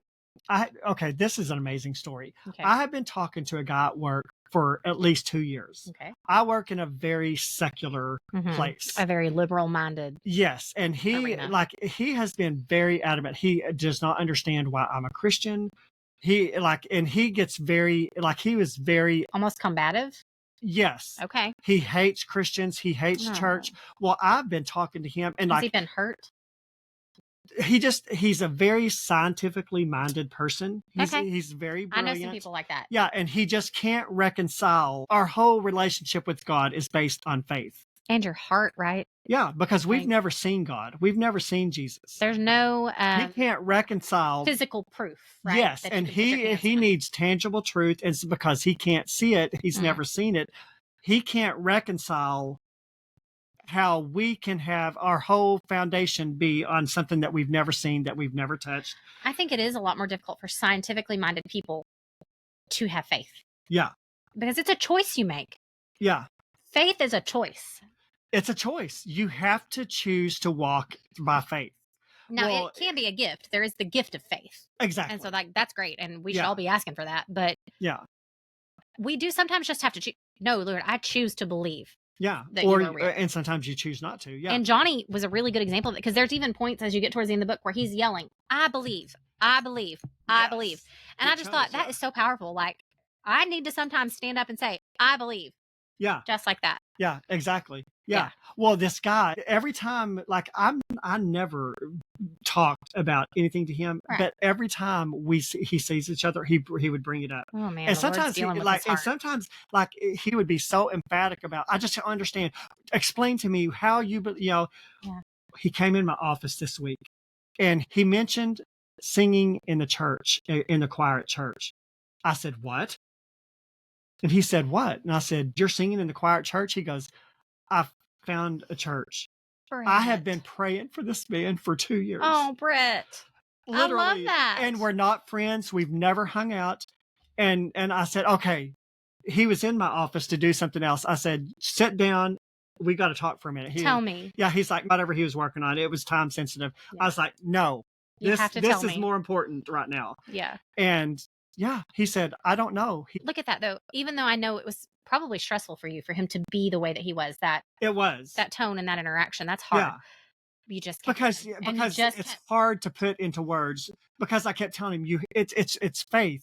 You just have to be willing to accept on faith that God exists, that Jesus exists, that Jesus died on the cross, that he rose from the dead to save us. I will say, you might turn him on to Wesley Hupp. He's an apologist. Oh, okay. That is brilliantly scientifically minded and has gone and researched sites and things like that. And there is evidence out there for people who need it. Oh, okay. So that might help him. Okay. I don't have a problem with faith, but it might be. Oh, he's interesting to watch. I love to watch him because I'm just like, wow, that is so cool. I'll look him. I'm always looking for good people to watch. Yeah, he's great. Yeah, and so I was like, what happened? How did this happen? Yeah. And his son came home one day about 6 months ago and decided he was a girl. He said, I don't have anything against LGBT people. I don't have anything against transgender people. But if he's a man of science, then he knows. Exactly. There are two genders. Exactly. And, and he said, I just can't get down with this. Boys can be girls and girls can be boys. And so he said, my wife and I got to talking, and she was like, he said, just out of the blue, she said, we need to find a church. And they found a church. He said, we visited around church after church. They just couldn't find. And I'm not going to say what kind of church he's going to. It's not a denomination that I would suggest anyone go to. But if he's getting his foot in the door. And that's the thing, like the Lord will lead and draw, right? Like, and he can speak through anyone, anywhere, anytime. Yeah. So that is so encouraging to me. Yeah. And he, like, when we were sitting there, like, he literally, like, he had tears come to his eyes. And he was like, I still can't reconcile. But the Lord will help him with that. The Lord will help him with that. That's exactly what I told him. I said, if you will just seek after him and continue, I said, even in my mind, it's hard to, like, I can't logically, like, explain. Make sense. I can't, and I can't explain it, and I can't make it make sense. Yeah. Why? But but he said there's something to it. Well, and I say that to say this: if there's someone in your life that you're praying for, never give up on it, because honestly, I never dreamed this guy would ever get into a church. Cool. Yeah. So that's so encouraging. Yeah. And that's not even part of the story. No, but thank you for sharing that, because that's so encouraging. I got us off track. I love it. We were talking about Stanley coming home. No, I love it. Yeah. And so he comes back and he's like, oh my gosh, my town is destroyed. His church has like almost burned down. The whole town is in ashes. Like, it's a mess. The theater. They burned down the theater. The saloon is basically gone. Yeah, like, it's crazy. And it's all because people have chosen to go their own way and to do whatever their flesh wants to do. Yeah. And so he goes in to confront this group that's destroying the town, and they basically beat the snot out of him and throw him in the root cellar and lock him in the saloon. And so he's just locked up down there. Yeah. Back in the monastery, we learned that the kids that chose to go below are now just completely obsessed with the worm gel. Yeah. And we're starting to see the physical effects of it. They're all breaking sick. out in these rashes. Mm-hmm. They're sick. Their minds are very clouded.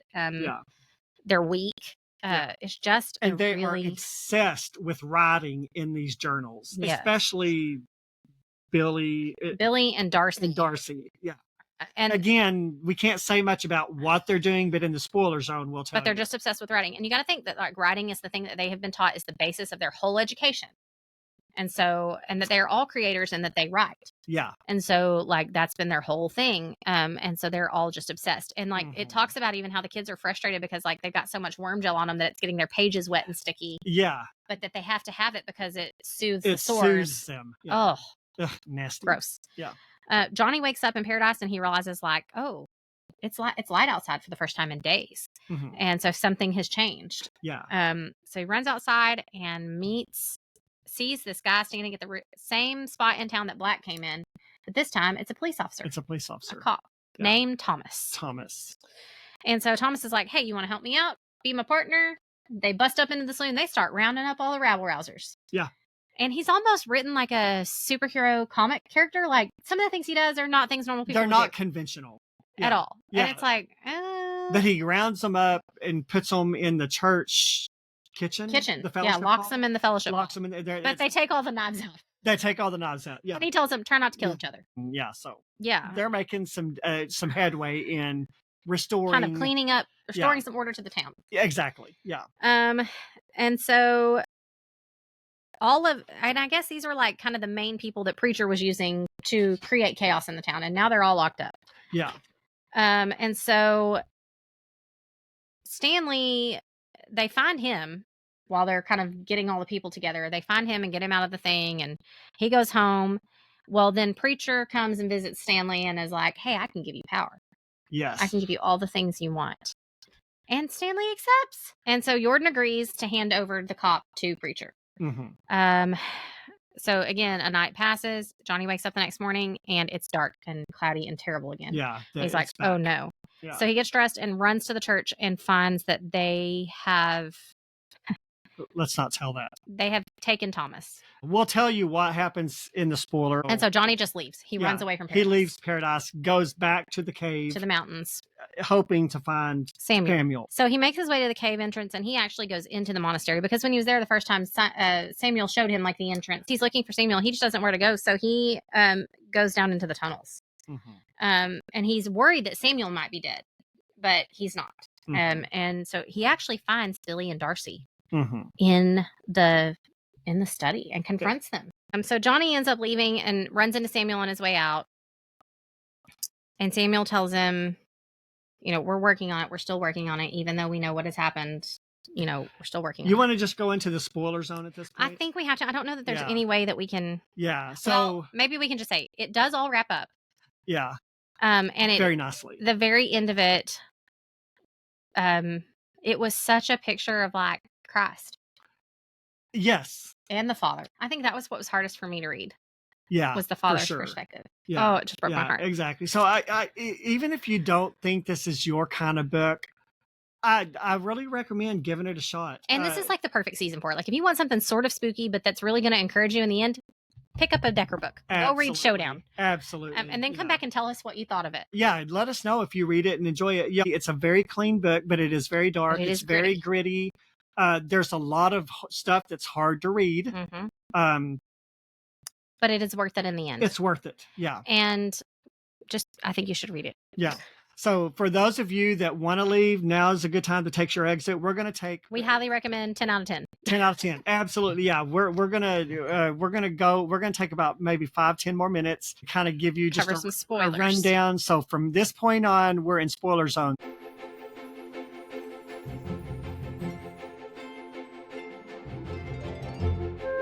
So,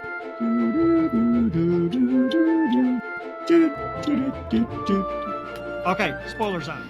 Okay, so the books of history. Yes. That's where we have to start. Yes. The books are important because whatever the children, only the children, because they have childlike faith. Yes. They just believe. Mm-hmm. Whatever the children write in those books happens in the world. Yes. Oh. In Paradise. Well, yeah, because they're writing about Paradise. Yes. Marsavies Black gave Billy that instruction and told him to write a story about a town called Paradise. It could happen anywhere. And he gave him the basic information he needed to start this story and then told him to go wild. Write whatever you want. Yeah. And it doesn't have to be about love. And so Billy takes him at his word and goes bananas. Yes. Okay. So everything he's writing is happening in Paradise. So he's orchestrating what's going on. All of these crazy events, which totally explains why some of the language is very childlike. Yeah. Is very innocent because in a way, but a kid is writing what is happening. Yeah, like he's controlling what their actions, their language, the way they speak.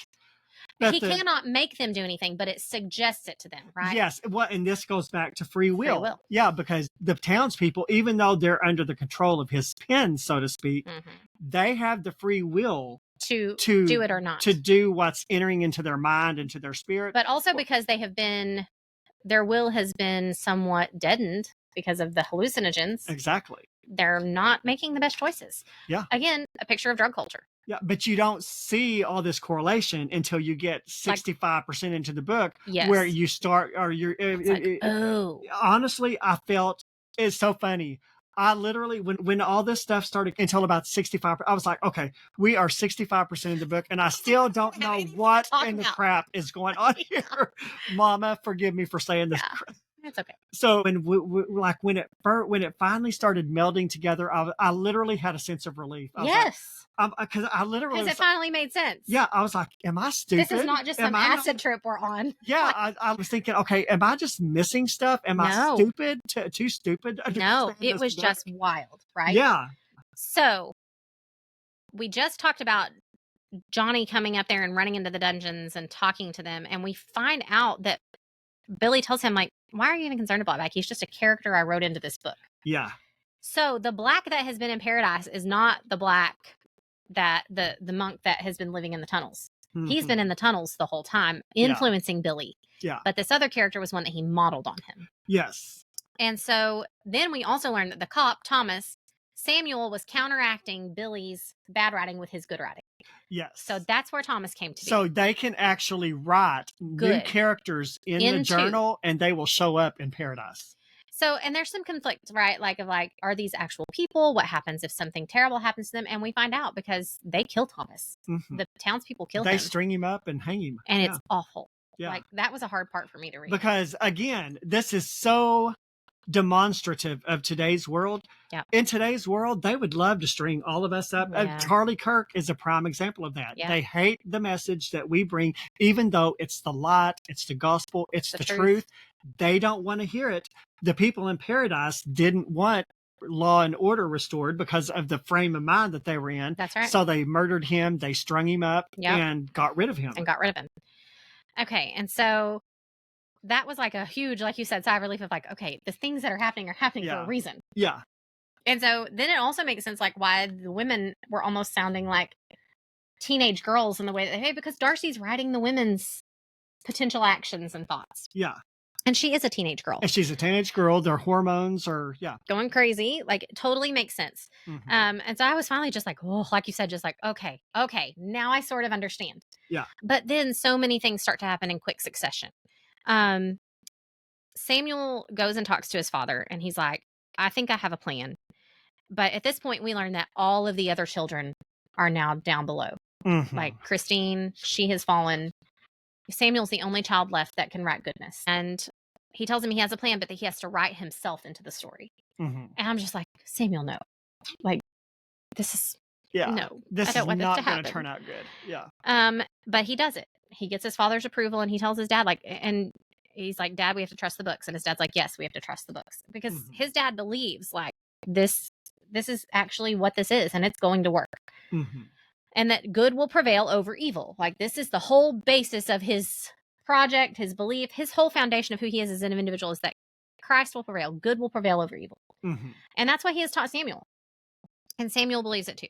Mm-hmm. So Samuel goes to town, goes to paradise, and finds Johnny and gathers all the people up, or are they already at the church? I can't remember. They're already at the church. Yeah. And he just tells them, like, they have to decide today. He challenges, okay, so back to the debate that happened earlier. They cannot have another debate for 3 days. Mm-hmm. At this point, 3 days has passed, and Samuel challenges Black to another debate in the town and tells him that the people will choose. Mm-hmm. And so Black's like, okay, fine, here we go. So he gets pushed back, obviously, from the townspeople. They're mean and hateful to the poor little boy, and because they're just in their flesh. They're just being gross, perverse, and disgusting. But isn't that how we are without Christ? Exactly. That's exactly how we are without Christ. Yeah. Yeah. So I wouldn't say that it was so much of a debate, would you? No. Not in the way that the first one was. No. Basically just a choice. And Samuel does this thing where he like shows them his hand, and when the people see it, like they freak out. Yeah. And so we realize that what he's showing them is he's being a mirror. Yeah, I didn't get that at first. Yeah, but it's finally explained. And he's like, showing them their evil. Their disgustingness, right? Yeah. At this point, like, he does that with Black, and Black just manifests, is what we would call it, his true person, who he is, and it's disgusting and terrifying, but the people don't care. They don't care. And as I read that, Romans 1 popped in my mind. Mm-hmm. Romans 1 talks about the way humans have devolved into total depravity. Yeah. And you guys, if you haven't read Romans 1, you ought to go read it. And they're seeing that. He's showing them that. Absolutely. Yeah. Absolutely. again, it's so subtle, but it's so good. Yeah. So as Black is doing all of that, the people start kind of acting nuts, and they just start attacking each other, tearing each other's faces. Yeah. And just being, it's like it could devolve quickly and people could die. Yeah. And so Samuel holds up both of his hands and just says no, very authoritatively. And like it says, like a wave of light basically pulses out. Yeah. And they collapse to the ground, groaning and sobbing. And a warm feeling of love kind of comes over everyone, and then it just vanishes. And Black says it's the people's choice and roars again, and people just go crazy again. Johnny's terrified because they're coming for him. And at this point, you're seeing a visual demonstration of evil versus good. Yes. And people's choice of which path are you going to choose. So Johnny turns to run, and as he turns around, he sees that Samuel is being taken by the people. They are grabbing him, and he's afraid they're coming for him too, so he takes off. Well, and why wouldn't they? Because they did the same thing to Thomas. Yeah. So as he's running, though, somebody hits him in the head, and they beat him up, and then they throw him down in the root cellar. And he wakes up and has no idea where he is. Yeah. And so Marsavies then just starts going on again in his arrogant way, about how he had embraced evil. And I found this really interesting. This was the point where it talks about his background and that he had been a performer in Las Vegas. Yeah. And that he calls it that lovely little den of iniquity. And I was like, oh my gosh, that is how so many people view it. It is. Yeah. Because, they like what happens in Vegas stays in Vegas or whatever. Yeah. It's like it's a place where it's okay to do whatever you want. And it doesn't come home with you. But that is so not true. The consequences of your actions, and especially sinful behavior, will follow you. Exactly. And if you're a believer, will haunt your heart. You do have the freedom to choose, but you still have consequences of what you choose. It does not free you from the consequences of your actions. Yeah. Absolutely. And so because he said, like, in his own life, this is what he's thinking, he's musing to himself, like, that he knew that they would choose evil because evil always won in him. Yeah. Like, he always chose evil first and he wonders why it feels so good, and he thinks that it's because evil is a form of love. Well, come on now. That is such a depraved way of thinking. It's perverse, is it not? It's perverse. But that's exactly what Satan does, to make you think that something is love when it's really not. Yeah, and the way Satan does it, it can be very subtle. Yeah. So at this point, he is now in the mountains, kind of walking up to the base of the mountains. And this is the real Black coming out of the cavern, and he meets up with the character Black. This was a total, like a bizarre moment for me. Yeah. Where you've got fictional Marsavies meeting real Marsavies. Yeah. And I'm like, what is going to happen here? And real Marsavies is still so arrogant that he's like, you are nothing without me. I'm the flesh behind your fiction. All this, that. And then, y'all, the biggest spoiler of all, I think. The fictional Marsavies kills him. Yes. In a very graphic manner. Yeah. My mouth dropped open. I did too. I was like, I literally was like. On the one hand, I was like, yes, and then I was like, "Oh no, this is terrible. This is bad." But I'm here to say, this is one of the few books that have caught you like that. That have I don't read very many books where like, my mouth drops open. Mine did too. I was floored. Yeah, floored. And I'm probably hyped up from this because I just finished this last night. I finished the last few pages last night before bed, and I was just like, "Oh my gosh!" Yeah, I'm about 3 days out of it. So, so you've had a little time to kind of calm down, be compressed. Yeah. And so it's like, oh no, what is going to happen now? Because now we only have one Black, and it's the fictional one that Billy has made up. That is all the worst things, right? Like, it's not even the man Marsavies who had some humanity, who had some part of the creator left in him. Now it's just this thing that Billy has created. Yeah. Terrifying. Yeah. Johnny manages to get out of the cellar because he hears Samuel screaming for help. Yeah. And he busts himself out of the cellar only to find that this was such a moment for me. About watching, like, they're whipping him in the street. Yes. Whipping him in the street, and that's why he's screaming. And you're helpless to do anything. He couldn't do anything. And so he runs kind of to where he can watch from a distance. And I really thought of Peter in this moment as I was thinking of this whole thing. I just kept thinking of, like, this is like Peter watching Christ on the cross. Oh my goodness. Yeah. And like being afraid to be seen with him because he didn't want to be killed. Yeah. But he loved him. And you see that, like, Johnny and Samuel denied him friendship, 3 times. but he denied him. And he's hiding this whole time. And then you see them eventually, Steve kills Samuel. And we learn that this is not a fictional Samuel that he has written, and this is the Samuel. The Samuel. It is the boy. And during all of this, you're getting flashbacks of his father watching from the canyon cliff and hears him crying, "Father, Father, please save me." And David won't move. Raul is encouraging him, like, let's go. We'll burn the town down. Like, let's go save your boy. And he's like, I can't. Yeah. And the whole time I'm literally like, if that were my kid, I would burn the town down. Hell couldn't stop me. Nothing. Yeah. Nothing would stop me from getting to my kid. Yeah. And I'm so confused. Right. But then I start to realize, like, this is what the Father went through when Christ was crucified. He could not. Had to let it happen. And there's a moment when David turns away. And I thought, well, it says that God the Father had to turn away. Yes. When his son. I'm getting chills. I do too. Chills just thinking about it. He had to turn away when his son was being crucified and when he died, because he could not. He could have. But if he wanted his plan of salvation to work, yes. He had to let it happen. He had to let it happen. The strength that would take as a parent. Yeah. Like, and that's his beloved son. Not just a son, but a beloved son. Mm-hmm. It was gutting. You guys, like, I know that if you've read it this far, like, you're okay with the spoilers. This gutted me completely. Oh, And the whole time I was reading it was just like, this is straight up allegory of Christ. Yeah. Like, of the crucifixion and of what he went through.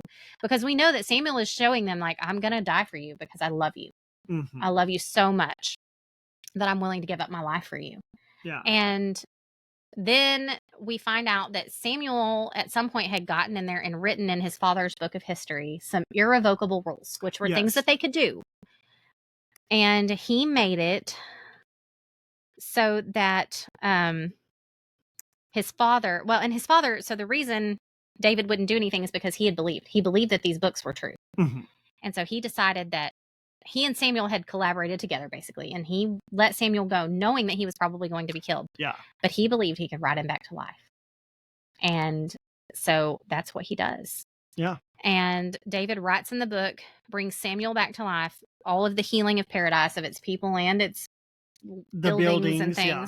And for the full physical recovery of their students, and then also that the history books would vanish, never to be found again by any living soul. Because that's a tool, that is like a power that is in the wrong hands. Terrifying, obviously. Yeah, and obviously, yeah. This is a huge cautionary tale. Absolutely.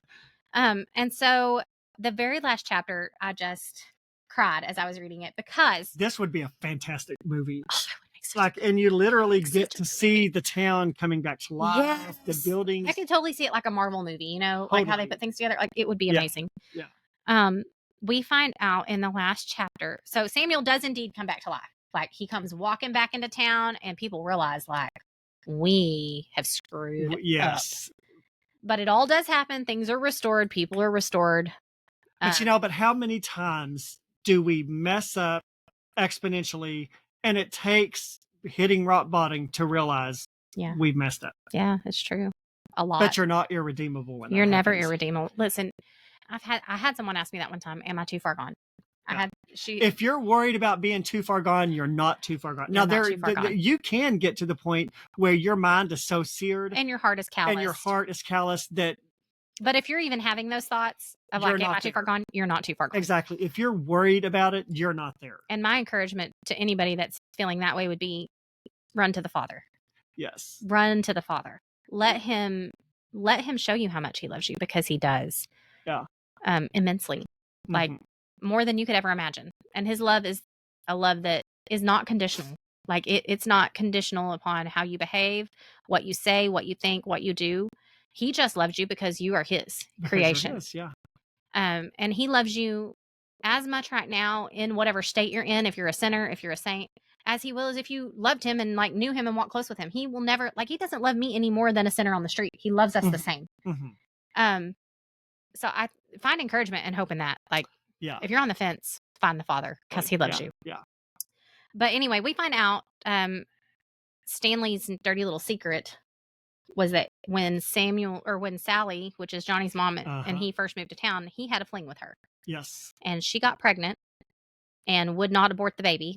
And so he forced her to put this baby up for adoption. Well, we find out that Billy is Johnny's half brother. Mm-hmm.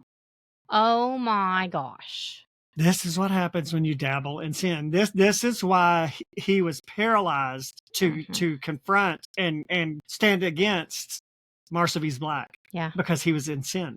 Yeah. That's why he ran away from his flock instead of staying there to fight for them. Yes. Because he had that. And there's a part in there where he talks about how you can only sweep so much under the rug before it's too big to sweep under the rug. We talked about that at our Bible study the other night, and it's like if you sweep one thing under the rug, okay, fine. Yeah. Nobody's probably going to see that. Yeah. But if you continue to sweep every indiscretion under the rug and you don't ever let the Holy Spirit come in and do his work of conviction and then repent, there comes a point where your rug's not big enough anymore. Yeah. And then you look at it and you think, oh my gosh, this is too big for God to ever. It's just like a thing that mounts and builds, and Satan wants you to believe that. So that's why it is so important. Like when you fall, when you fail, get back right with God. And we're not even talking about major sins. Anything. Any sin. Anything. And I don't know why this has kind of been in my mind lately. People, especially people in the world, in the secular world, they love to call us hypocrites. If we mess up, if we do something we shouldn't, if we say something we shouldn't, we're hypocrites. No. We are fallen people who are subject to making wrong decisions just like everyone else. Yep. You're not a hypocrite when you fall. No. You just need to know you can just course go back correct. to God. That's you have right. to course correct. You're only a repent. hypocrite if you continue to live in that sin and then you act like you're not. Exactly. And then you still say, oh no, I'm in right standing with God. When you know you're not and you're habitually, continually choosing to sin, that's a different story. But when you fall and you run back to the Father and say, Lord, I'm sorry, I screwed up. Please forgive me. That does not make you a hypocrite. That just makes you human. Yeah. And so, and he loves us. He made us. Yes, absolutely. Oh, this was such a good book. Great I'm book. telling you. Cannot recommend enough. I'm going to go order the other two because now I have to know what happens.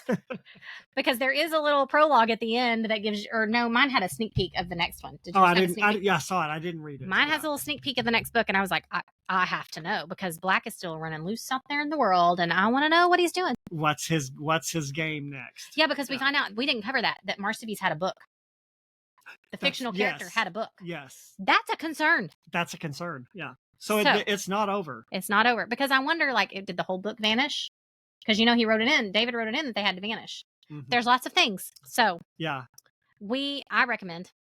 Oh, totally. I loved it. Yeah. Thank you for picking this one. Yeah, absolutely. Any kind of weird thing you want to read, I'm down. I had read enough of his books in the past that I knew I enjoyed them. But again, you have to kind of It's heavy, and that's a certain mind frame I think you got to be in. Exactly. Well, and that's, you have to be in the right mind frame. And honestly, our world is heavy enough. Yeah. So sometimes I don't want to. But I will always gravitate to this. This was excellent. Yeah. If you, like I said, if you can correlate in your mind. Just know that you're going to be lost for the first little bit. Yeah. Yeah. Don't give up on it. Yeah. It's so good. But it's so good if you can correlate in your mind the biblical truths. Yes. I think that certainly makes it richer. Like if you know your word. Yeah. And you know the history of the Bible and you know the stories, like it definitely enriches the read. It really does. And in the reviews, he gets a lot of bad reviews.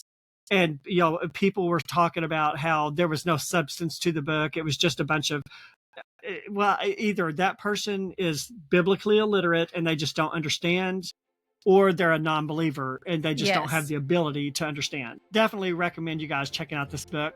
We're going to start winding this down because we've been here for a while. So thank you guys for sticking to us. I know this has been a really long video. This one has been long. You're probably going to have to edit some. Yeah, well, and I knew this was going to be long because there's just too much good stuff in it. Yeah.